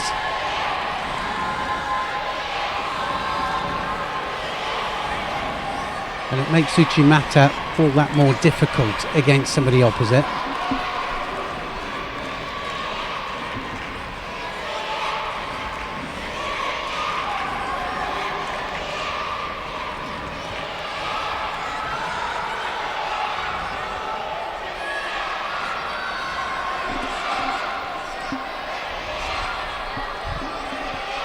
Yes, you'll have to tell me that story about Katipoglu later.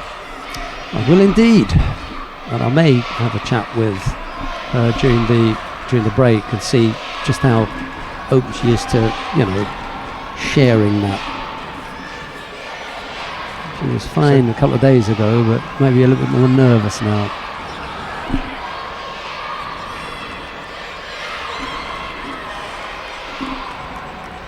Well, this is pretty even, isn't it? Halfway through, and neither one of them really looking as if they're going to throw the other one for Ippon. Could it be decided on the ground, though?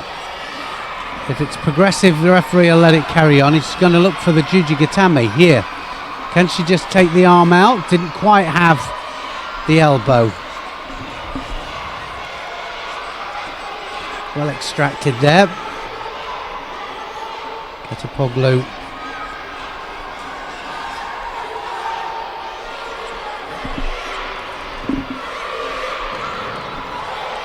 Well, great support there. You can see the sea of red flags up there.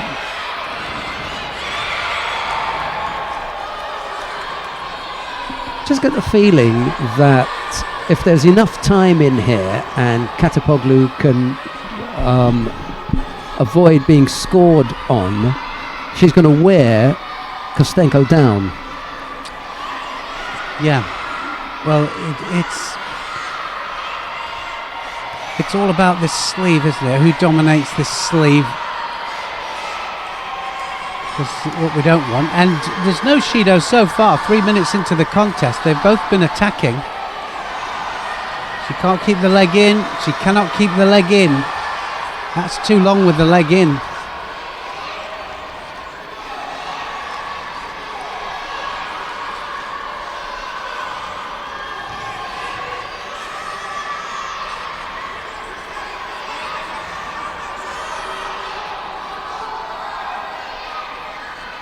Forty-odd seconds left to go.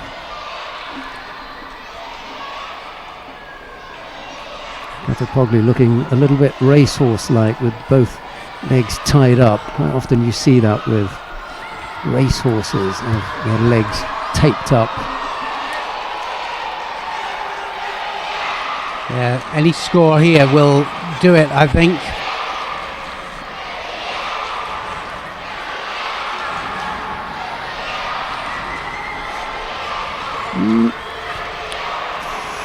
That was close, wasn't it? It really was. Too much on the front.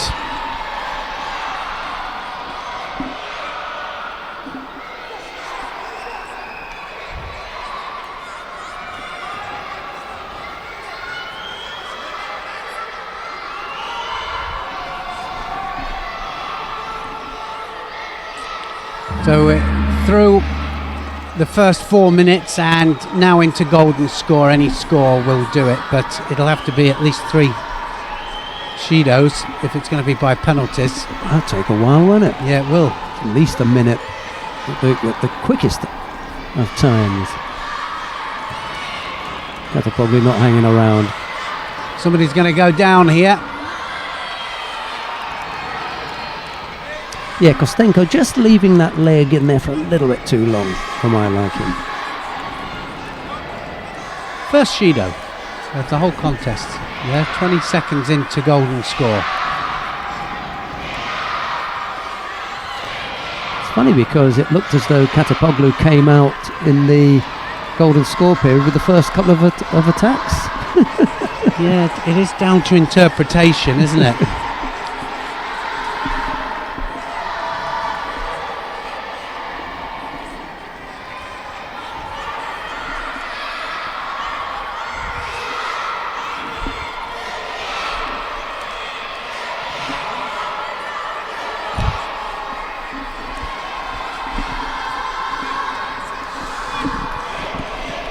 Well, as Neil said, the first to score is going to win.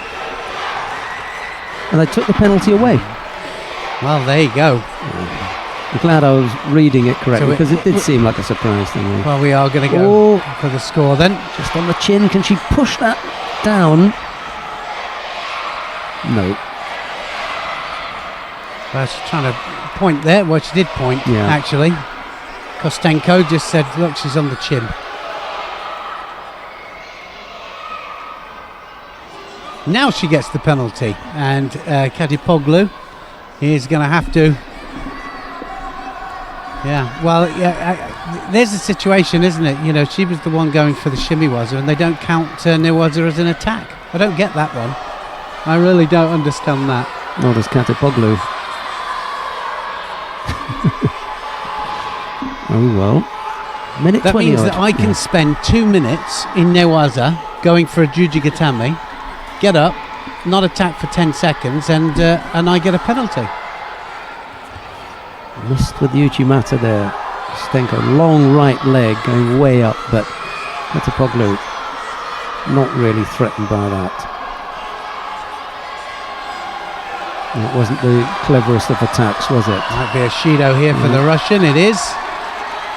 Just felt a little bit of a pressure, threw that attack in, and it wasn't strong enough to count. Well, started to open up now, haven't they, both of them? Yeah, but Katapoglu's got to do just that little bit more than look busy, you know. See, and that looked desperate.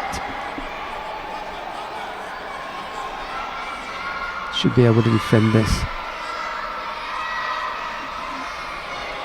Going to go on to the arm here, the Russian.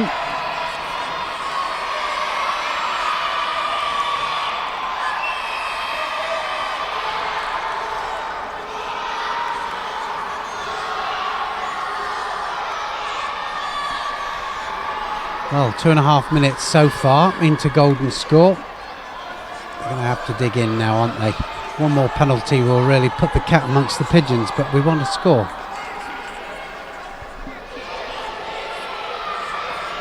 This suits Katapoglu, this break. Doesn't suit Kostenko. Just gives Katapoglu a little bit of time to gather herself, look around, see the Turkish flags flying, just dig that little bit deeper, know that she's fighting at home. Those are all the things that are against Kostenko. You know, she's different, you know, she's away from home. She was just that little bit, you know, putting some pressure on. And now this really could go either way, couldn't it? It really could.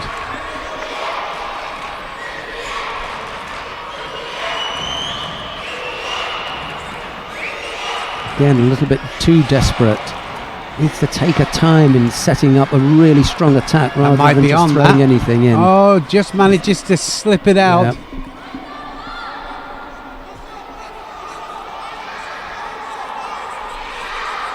Well, we haven't seen a long golden score, have we? Getting one now. Almost ran on to that. Now then, somebody's going to go. Oh my goodness me, that was close. No, it's not in the position for the arm here. You can call Mate. It wasn't the strongest position for the Koso Tagaki from Katapoglu, but she almost came up with it. Kostenko just had enough energy to fight it off and almost come up with a counter. Nearly 4 minutes of golden score.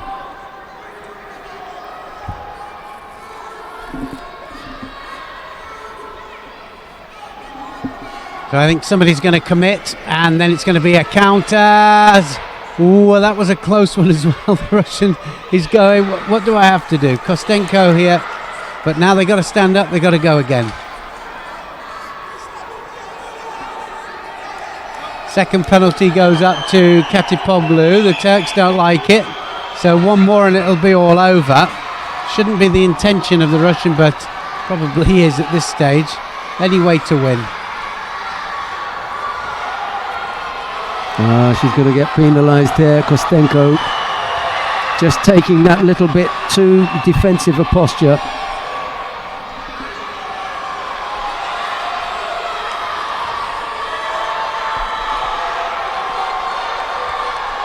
Same again from Katapoglu when they grip up here.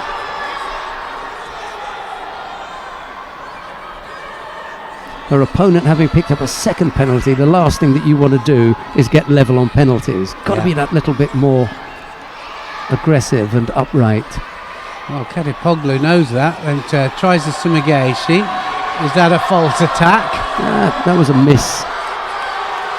Might get the benefit of the doubt here. I think that's failed rather than forced.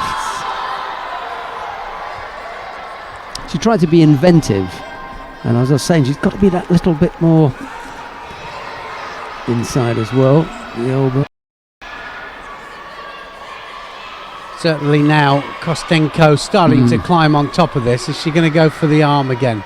She might try and get that leg out. If I was her, that's where I'd go. Yeah.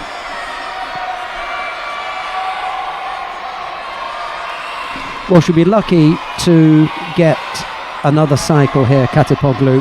She's just fallen behind on attacks here, and I think it's possible that they could give the passivity penalty now, and if not, it won't be long in coming. This time round, Katapoglu's got to be first. Katipoglu needs a really good attack, doesn't she? She needs something strong.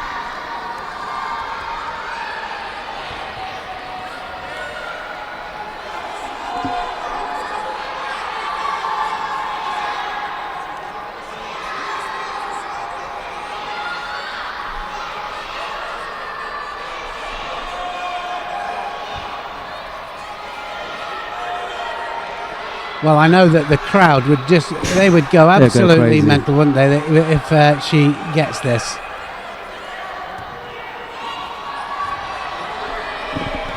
So it's an unattractive end here, because all she does is just stick a leg in, Kostenko.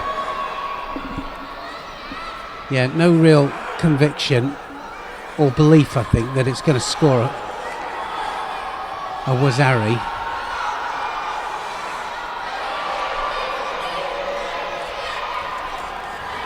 Uchimata, it's there! Yeah. Uchimata finishes it off, and we end with a nip-on. Uchimata, right on the edge there, just manages to get the lift, and it's all over.